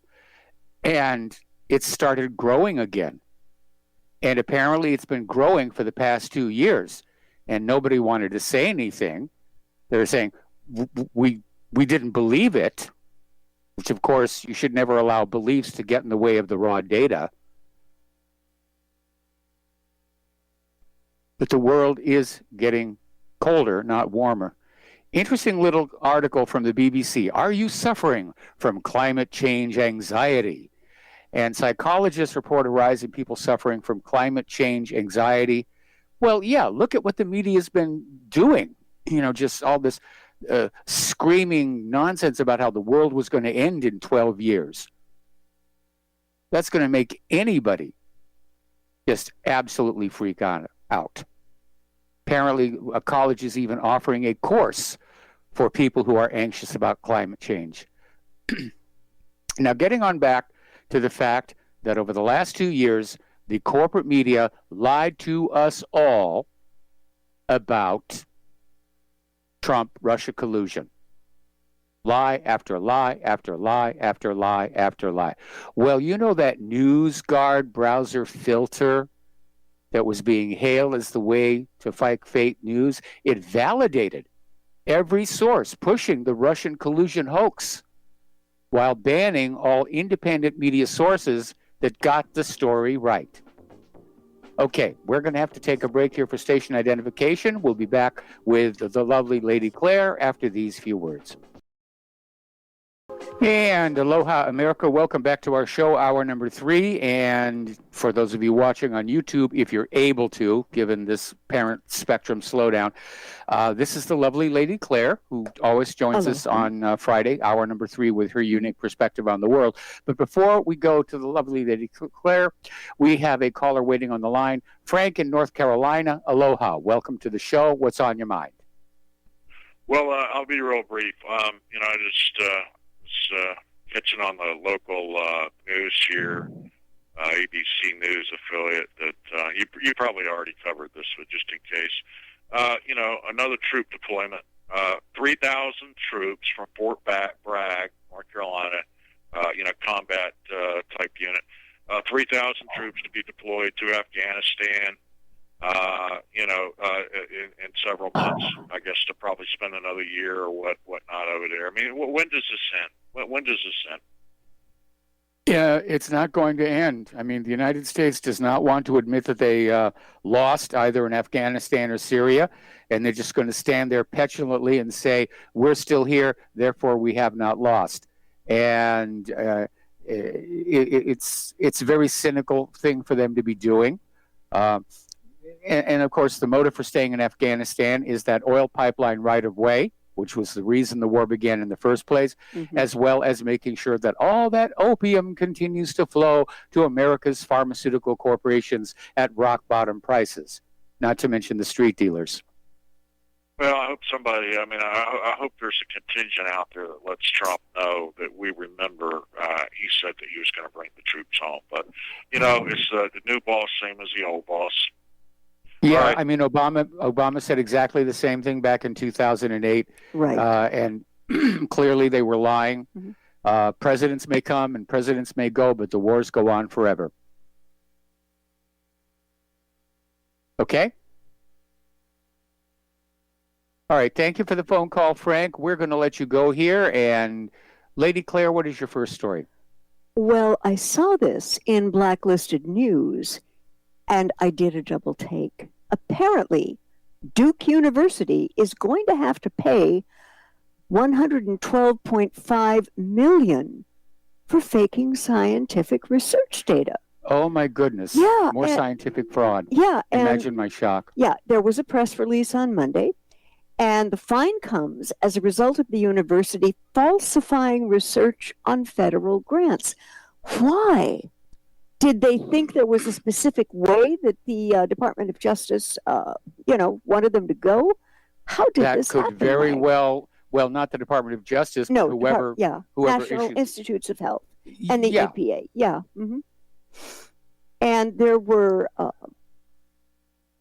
The settlement goes around allegations that between 2006 and 2018, Duke knowingly submitted and caused to be submitted claims to the NIH and EPA that they just made it up in 30 grants, and causing these organizations having to pay money that they wouldn't have or shouldn't have. Yeah, basically they were relying on their grant applications. Yeah, I don't know how long this has been going on, but this is the first that I've been aware, Mike, of a major and highly respected university pulling something like this nonsense. Well, it has been a problem all along, and there have been studies that say that, a huge number of these so-called peer-reviewed scientific articles appearing in journals are actually being crafted to support somebody's product or to attack a competitor's product.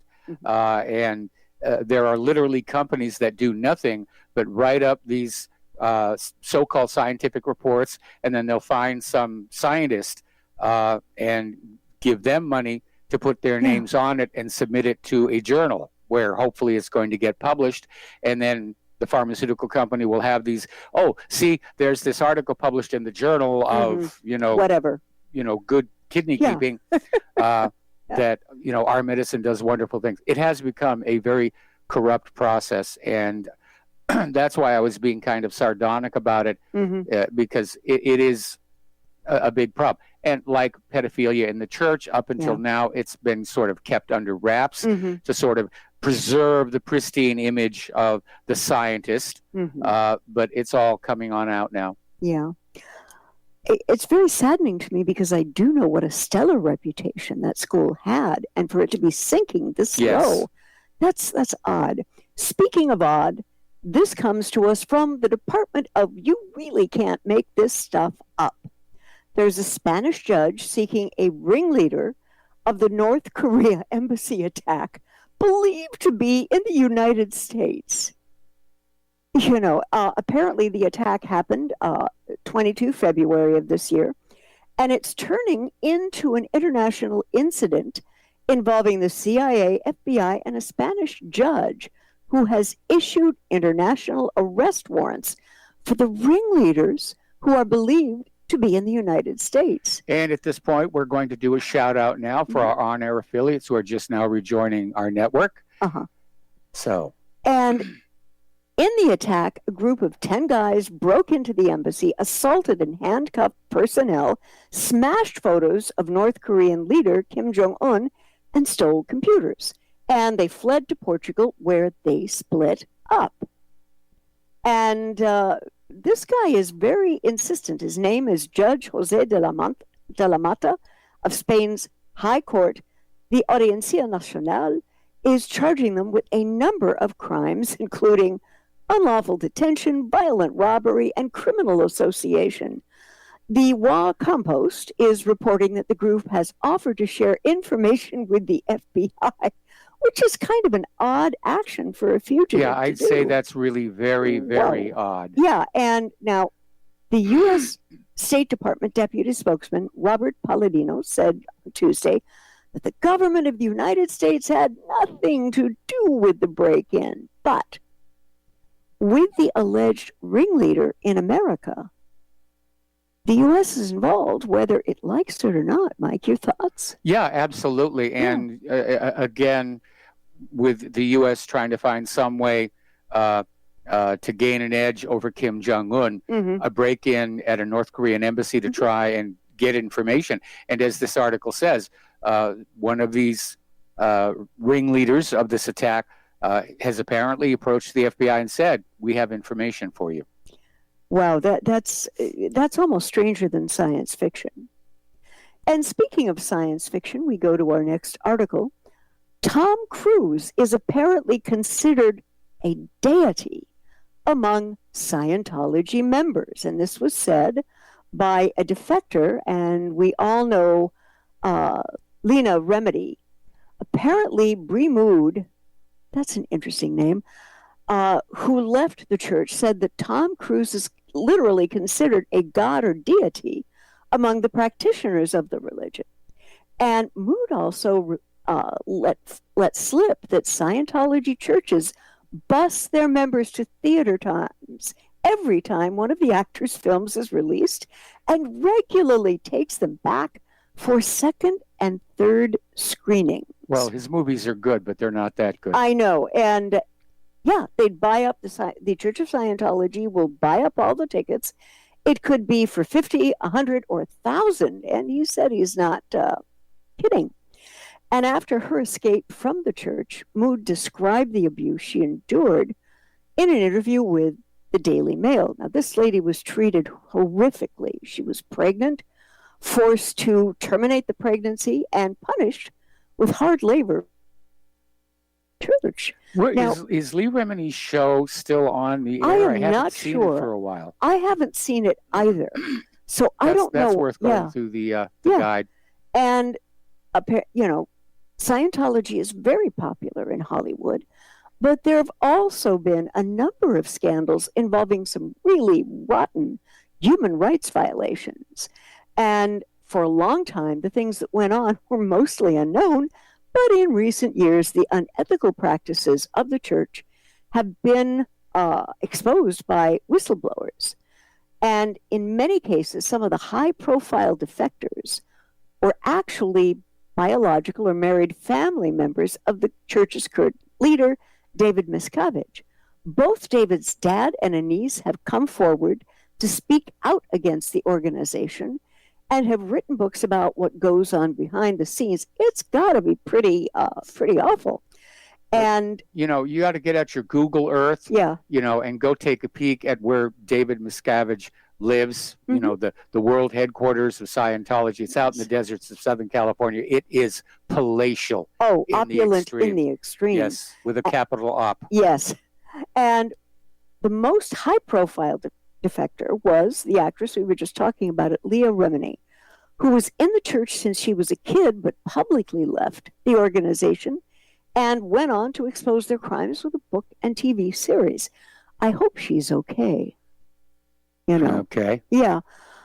Here we're going to the EFF, the Electronic Freedom Foundation. Electronic Frontier Foundation. Sorry about that. The court is denying them any ability to obtain classified significant surveillance court's opinion. And earlier this week, there was another court opinion that blunted a key provision of the surveillance reform law that had required the government to be more transparent about legal decisions made by the U.S. Secret Service Court. Okay, we're talking here about the FISA court. Yeah. And I can understand why they're being very, very nervous because there's a lot of attention focused on just what was going on. And with the collapse of Russia Gate, right? Trump is already saying he's getting ready to declassify those FISA documents. And it could basically prove what we've been saying all along. The FISA court was just a rubber stamp to make blatantly illegal, unconstitutional actions by our intelligence agencies have the veneer of legality. When they aren't really. No, they really aren't. Yeah. Laws repugnant to the Constitution are automatically null and void. Mm-hmm. That's Marbury versus Madison, United States Supreme Court. And by the way, there were subsequent Supreme Court decisions that reiterated that any law that violated the Constitution was dead on arrival. Mm-hmm. Okay. And apparently, Electronic Frontier Foundation was very happy that the final language in this ruling... They were not happy. Pleased that... Oh, okay. Sorry about that. No. They were pleased... Yeah, okay. They were... The wrong place. Sorry about that. My bad. Okay. They are pleased that the final language did require that the Government Review and Oversight Committee classify each decision, order, or opinion that contains significant interpretations of the Constitution or other public laws, and to make them publicly available to the greatest extent practicable. Okay, and that was declassified, not classified. Yeah, all right. Okay. And, this has been an issue. I mean, we're all surveilled all the time. People are looking in, listening in. My texts to Michael are pretty vanilla. Can you get me some rice crisps in the cheddar cheese aisle? Cheddar cheese. I'm sure somewhere out there's an FBI agent saying cheddar cheese, that's code for anthrax. Yeah, right. By the way, I just got a text from Mike in our control room. Mm-hmm. Lee Remini's show is still on the A&E channel. The current season apparently ended February 5th, but I'm sure probably... They're going to redo it. Well, you can go back and replay it. Right. It is a good show, and it's horrific to see what's going. But in the name of religion, whether it's Scientology or Jim Jones or what's his name, Applegate. Yes. Let's all drink the poison, and we're going to go ride down the comet. Yeah. Okay. Yeah. Now you've covered this, right? Basically, I covered it. Okay. Where Kim Fox, when she said she recused herself from the Smollett case, she was crossing her fingers behind her back. Yeah. Absolutely. Here was something that was very disturbing. Apparently, there is a video out of cops filming themselves viciously beating a suicidal hospital patient for their own amusement. And when FBI agents launched an investigation into crooked drug dealing, Patterson police officer Reuben McCausland, they made a really scary discovery when they seized his cell phone for evidence. Apparently, this guy and his partner, Officer Roger Then, filmed themselves attacking a man in the hospital for sheer enjoyment. And to protect and to serve. Yeah, I mean, prior to the video being discovered, the U.S. Assistant Attorney Rahul Agrawal said in federal court in Newark on Wednesday morning that they didn't know about the assault. Yeah, and the patient was later identified and has since filed a $4 million suit against the city. Okay, can we move you a little bit closer so you can see the screen? I will. Okay, thank you. Better. Okay. And apparently this footage was taken on 5 March of last year at a hospital in Patterson. The guy in the hospital bed had just attempted suicide and was being treated. He needed help, but sadly what he got was a broken face. I do not understand this behavior. They hit him so hard that blood was spraying from his face twice, and the blows were so vicious that he was severely injured and required stitches. What is wrong with these people, Mike? I have no idea. A suicidal guy in a hospital bed, they were trying to treat him and train him, and the cops say, let's just beat this guy up. Well, there's a lot of people who join the police force because they really want to do good work and serve our community. Our neighbor's one of those, obviously. Yes, and she's wonderful. But there are people who are attracted to the authority of that uniform and that badge. And I remember my half-brother. Yes, you told me. He was scary. Yeah. He was just so scary. And but he's no longer with the LA sheriffs. which is probably a good thing. I think it's a very good thing. Yeah.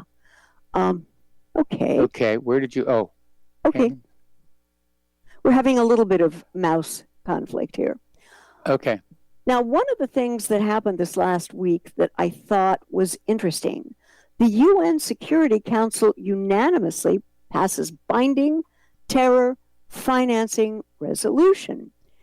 Now, Mike, what is that going to do to the U.S., which unfortunately still does these war crimes all over the place? Well, the United Nations can pass this resolution about terror financing, but terror financing is already done in the black. Yeah. It's not going to change one thing. It's just the United Nations getting up there and saying, we're trying to do something about the problem. Yeah, looking good. Okay.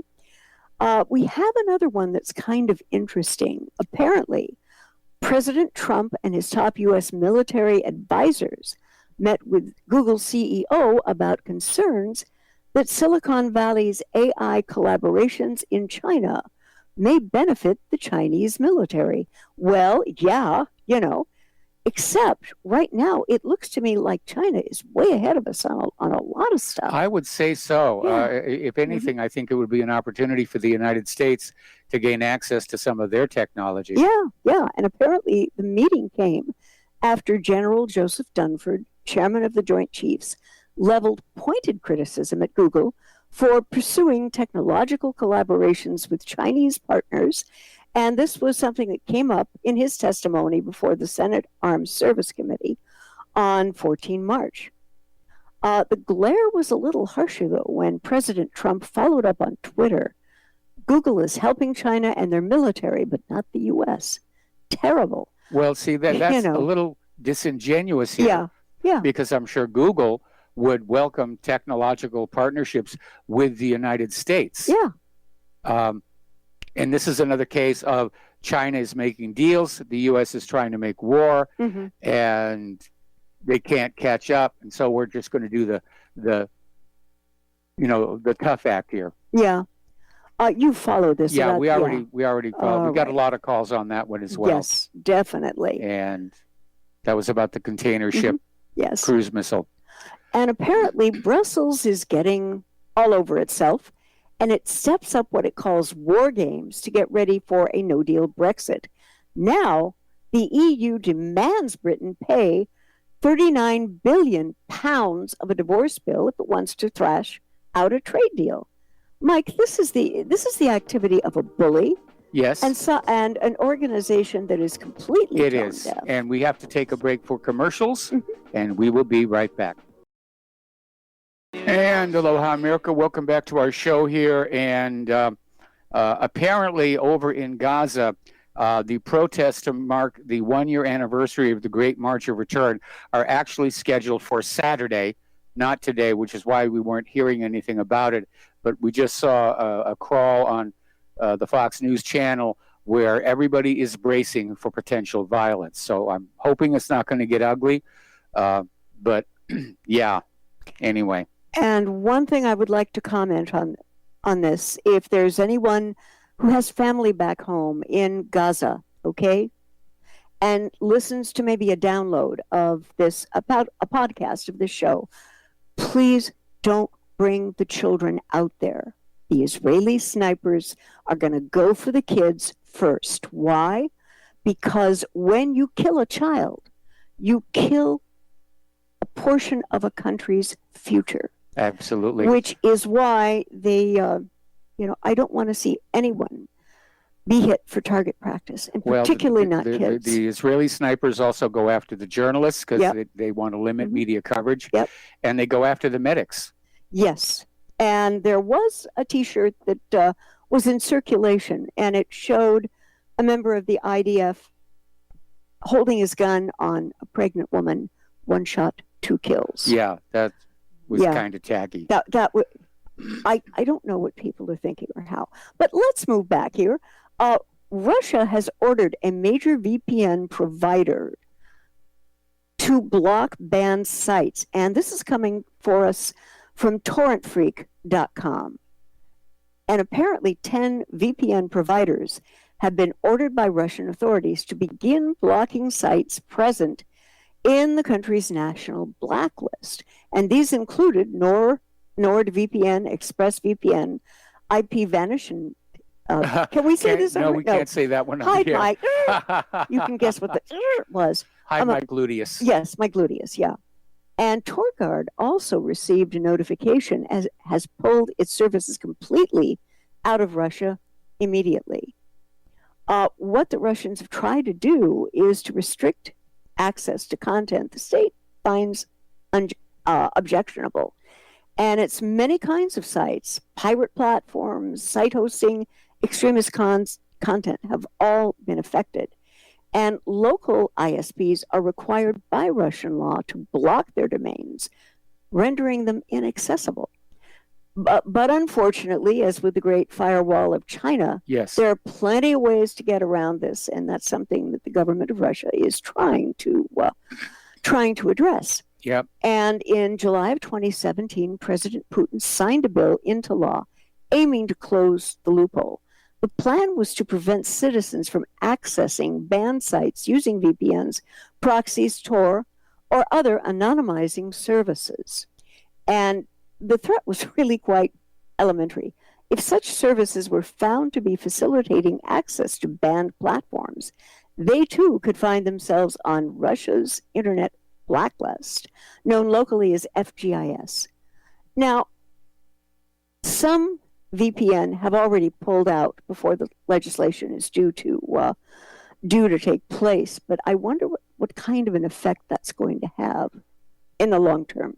Well, it's not like we're not seeing censorship here in this country as well, although I saw one article earlier today that suggested that since the collapse of Russiagate on Monday, that Facebook, Google, and YouTube appear to have maybe backed off a little bit on their hard filtering of conservatives. Yeah. And again, the trouble we're having with our YouTube feed today is not YouTube, but Spectrum, which is apparently having major bandwidth issues between here and the mainland or across the mainland. Yeah, yeah.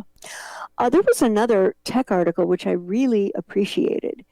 There is apparently mysterious, undocumented technology hidden on Intel computer chips.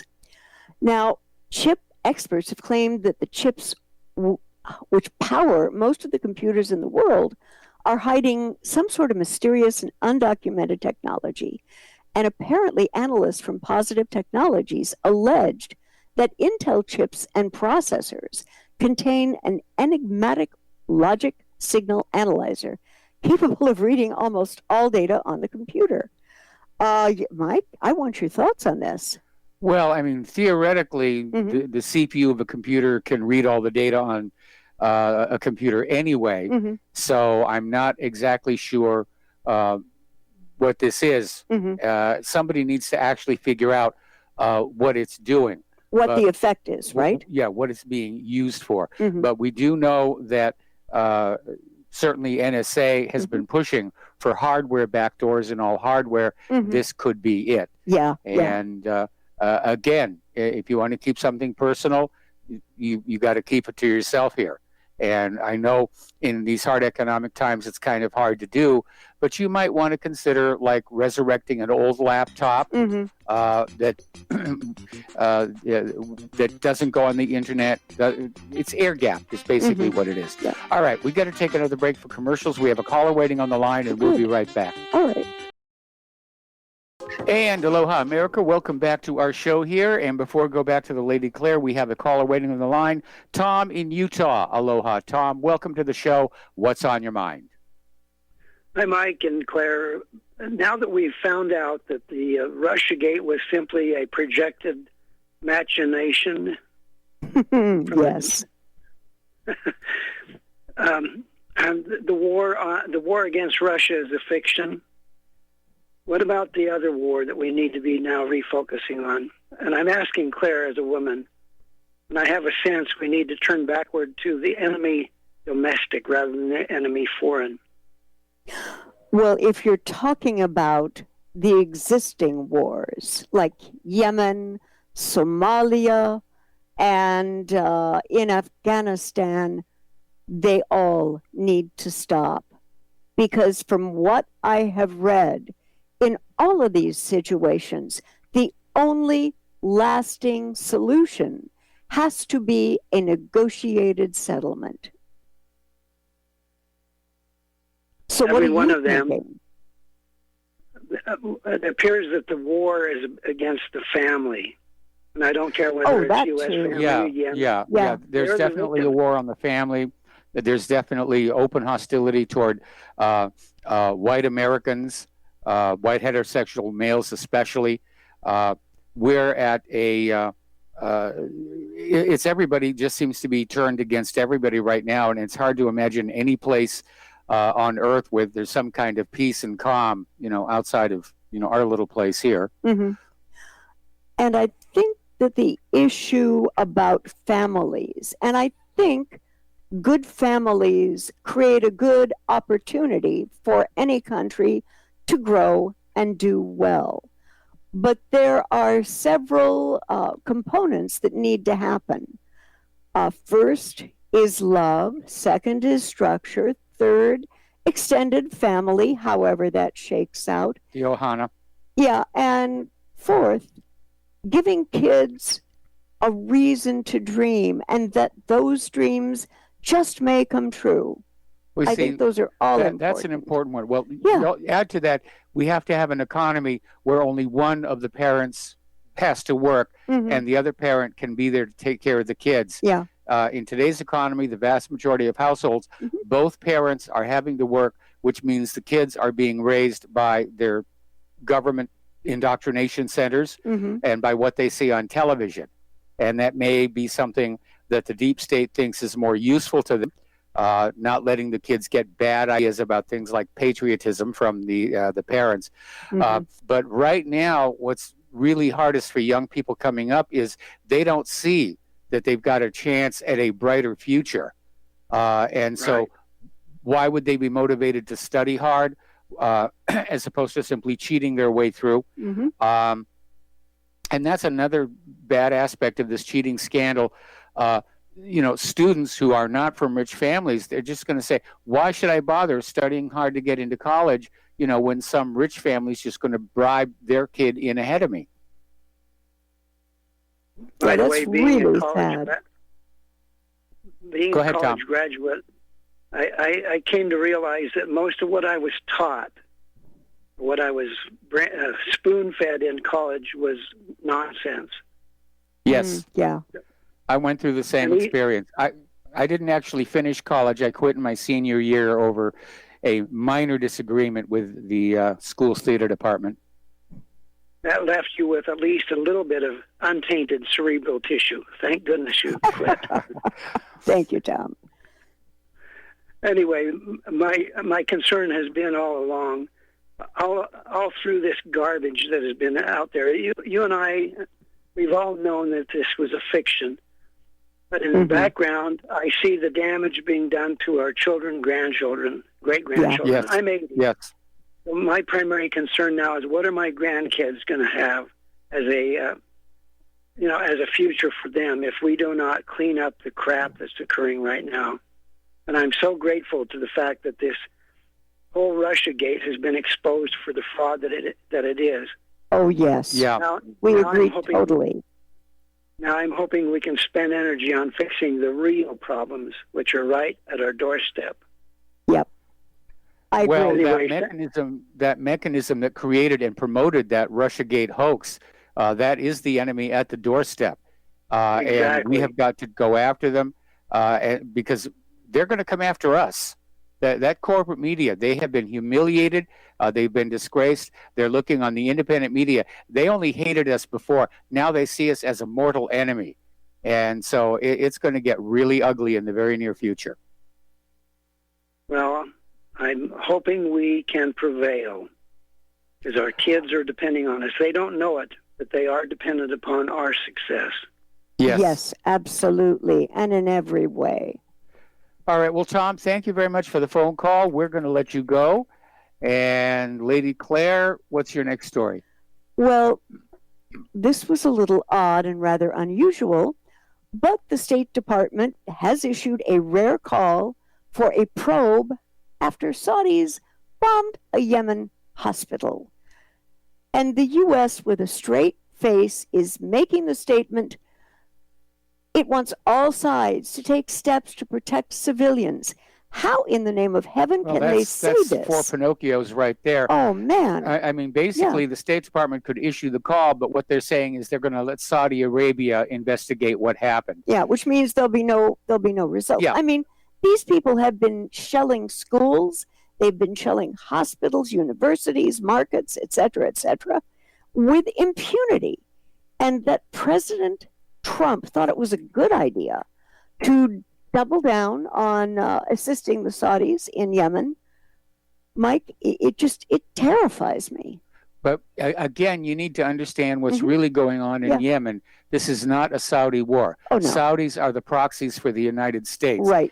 Several years ago, there was a regime change in Yemen. The United States kicked out the legitimately elected government of Yemen, and they imposed what is now being called the internationally recognized government. The people of Yemen absolutely did not like that, and basically tried to kick them back out. So the United States, knowing that the American people are really kind of getting fed up with war, went to Saudi Arabia and said, you need to go on in and just slap these people of Yemen down to where they'll go back to being a province of the American empire. Yeah. You know, shouldn't take more than 2 or 3 weeks. We'll give you some money and weapons with which to do it. And of course, it's dragged on to this horrible situation. But that's really what's going on in Yemen. Yemen doesn't want to be under U.S. puppet rule, and the U.S. via Saudi Arabia is out there saying, yes, you will. Nobody ever leaves the American empire. Okay, we have another caller on the line. So let us go to Fred in Iowa. Aloha, Fred. Welcome to the show. What's on your mind?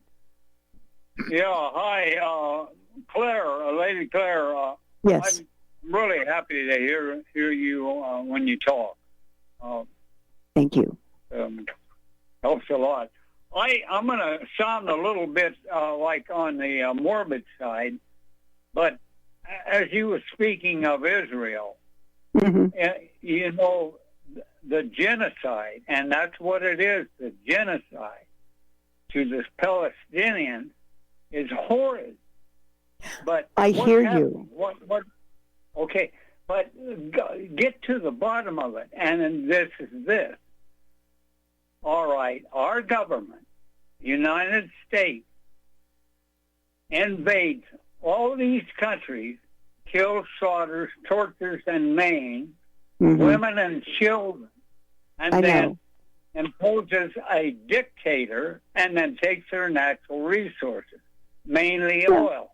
That's why the BS about Venezuela right now. Okay. And then people harp about illegal aliens is the word, but it's been changed to immigrants invading the country and Europe, all right? Why and who caused that? Well, they want a better life, but if they're being killed and maimed and murdered in their own country and don't even realize who is doing it, they're going to come to where a safer place is, in most cases. I'm not saying that everybody comes here. Okay, if we weren't over there slaughtering their women and children and installing a dictator and taking their natural resources and impoverishing those people, this wouldn't happen. Yeah. Well, unfortunately, Fred, you've got a rather simplistic view of what's going on with the migration issue, because studies have already shown that just a very small percentage of these people are actually fleeing a war zone. Most of them are being lured to the United States and Europe with the promise of free stuff. And the idea that they're going to get handouts, they're going to go on food stamps, and all of this is really being pushed by the globalists who want to basically destroy separate national cultural identities and just sort of blur us all together so that they can drop the borders, and it's just one planet of brown working people and, one private central bank. You made some very, very valid points. Now, when I make this statement, I'll be accused of disliking Mexicans. No. But Mexicans are coming over here, and not only Mexicans. But no, it's not only Mexicans. Right. But they're coming over here for the freebies. All right, yep. I agree with you there. And most people, and you said it, but people don't get it. The deep state controls the world. And we haven't elected a president in 100 years. And it doesn't matter whether they're Democrats or Republicans. But let's see if I don't lose my train of thought here.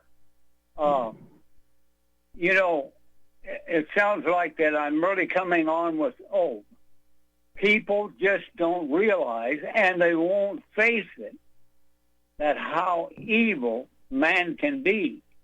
Now, with all that being said, I'm going to say something here. Without the Bible, education is worthless. Noah Webster. Okay, you don't have to be a Christian that goes to church on the Sabbath, the 7th, Saturday, and through the week.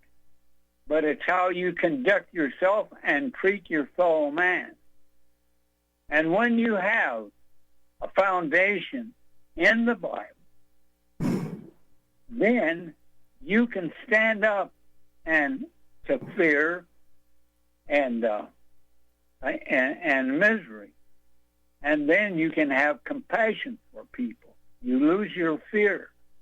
So as an individual, try to live a life that is righteous and helping your fellow man. And then one other thing. Now, RBN is fabulously great. You have great callers. You're speaking to the choir callers. Get off your rear end and speak to people. And the last caller that talked about what is happening to our children and our grandchildren, well, climate is safe. Talk to your kids. Talk to your neighbors. Get out and talk to people. Just calling in there and speaking to the choir is useless if you don't do something. Okay, I've raced on enough. And kudos to you, Lady Claire. I like hearing from you. Bye and thank you. Have a good day. All right. Well, bye-bye. Thank you very much. We're going to let you go here. I do take issue with your statement that we haven't elected a president in 100 years. We did in November 2016. That's what kicked off this whole ruckus, okay? Because the deep state just got used to the idea they were going to pick the presidents and they were going to convince the American people that we voted for the person they wanted to be in the White House. And, it was supposed to be Hillary Clinton's turn. And when we, the American people, overrode the massive election fraud and put in Trump, did you see the reaction? And it was all of a sudden like, oh, my goodness, we're losing control. Yep. And we have to reassert our control. We have to go back out there and say, look, you're going to have the president we chose for you. And they may try that again in 2020. Anyway, Claire, what's your next story? It goes back to Yemen, and apparently the Yemeni National Committee has issued a report on human rights cases in the last 6 months of 2018, and there were 408 civilians killed and 711 wounded in the period from August to the end of January. And Mike, this madness has to stop. Absolutely. And when I see pictures of the destruction and the carnage, I'll put them up and I'll say, warning, graphic content. The American people should be having a national conversation as to whether this war is in any way to the siding of the U.S. Is the war doing us any good? And we need to get that going as a national question. It's not doing the nation and the people any good. It's doing the corporations great. Oh, I know. Whether it's the defense contractors or the oil companies or the banks that are financing all of this stuff. Yep. Remember, war is the banker's richest harvest of debt. And that's a big part of what's going on right now. But all of these wars, it has destroyed America's reputation as a moral leader around the world. We are now looked down on by other nations. We are hated and reviled by the rest of the world. And we're seeing more and more countries just try and pull away from us and say, we don't want to be part of what you're doing anymore. Yeah. And what really drives me crazy about Yemen is the reality that we have U.S. military aiding and abetting the Saudis in their war crimes in Yemen. Yeah, that to me is horrible. But again, the Saudis are acting as a proxy for the U.S. to reassert U.S. control. I mean, at one point, the U.S.-approved government of Yemen was literally holding their meetings in a car carrier ship at the harbor. And it was at that point Saudi Arabia got sent on in to say, you slap those Yemeni people back into line. And you tell them, you will love your puppet ruler. You will love your internationally approved, meaning U.S.-approved government. And now they're getting ready to try and do the same thing in Venezuela. Okay. We're going to take one more phone. No, actually, no. We got a commercial break here. Then we got one more caller on the line, and then it's the end of the show for this Pauhana Friday. We'll be right back. And aloha, America. Welcome back to our show. Last segment of our program on this Pauhana Friday. We're going to take one more phone call from Steve in North Carolina. Aloha, Steve. Welcome to the show. What's on your... Oh, Steve hung up. Oh, well, to heck with him. All right, so we're going to close the phone lines for the rest of the show. And Claire? This comes again from the Department of You cannot make this stuff up. Apparently, our SecDef is lobbying Iraqi leaders to let the U.S. troops stay. We've done so much for Iraq, smashing it to bits, destroying its infrastructure, and deba'athifying it. Apparently, the Iraqi Parliament Speaker, Mohammed al-Babouzi, was at the Pentagon Wednesday to listen to Acting Defense Secretary Patrick Shanahan, who was trying to sell him, and by extension, the rest of Parliament, on keeping the U.S. troops in Iraq. Told you they were never going to leave. Yeah, that is going to be a little bit of a tough sell. Yes. Because the Iraqis declared the ISIS war over in 2017, and politicians were asking questions about the pullout process, that the Pentagon stance in troops are staying, and that they never asked Iraq about it isn't sitting very well. I can imagine it isn't. Yeah. Well, you need to understand the United States built what they call an embassy in Baghdad, in the Green Zone. It is enormous. It is gigantic. Like a couple of football fields, Yeah, right? it's the largest embassy, nudge, nudge, wink, wink, say no more, in the world. And most people think basically it is the command post that the United States intends to use to project power over the Middle East. And obviously they're not going to walk away from a facility like that. Yeah. And apparently this opposition is something that America's military and politicians have to own, because they made enemies of virtually every big Shiite bloc by insinuating that they're all secretly in league with Iran, and Trump saying that the U.S. might as well stay in Iraq just to keep an eye on Iran. Now, the one name that doesn't get mentioned in this article is that of Imam Muqtada al-Sadr. Remember this guy. He now has tremendous power because his constituency won the majority in the last parliamentary election. He threatened originally that if the U.S. did not leave Iraq at the time and moment specified in the SOFA agreement for the U.S. to leave Iraq, that all American military would be fair game for his Mahdi army. So we're going to have ourselves another Iraq war. Yeah, 2.0. What happens in D.C. if this guy says, heck no, America's got to go? And I don't know what the politicians are thinking. But in light of that, I would like to think that maybe there is some sort of intelligently crafted answer to this that does not result in an Iraq 2.0 reinvasion of the country. And how are they going to sell that to the American Well, actually, this people? would be 3.0 because there was Desert Storm. Yes. All right. Okay, there's the music. It's time for us to get on out of here. Stay tuned for John Stadmiller's show, although actually the microphone's being taken by Ralph Winterrode, and I'm sure he's got lots to share with you.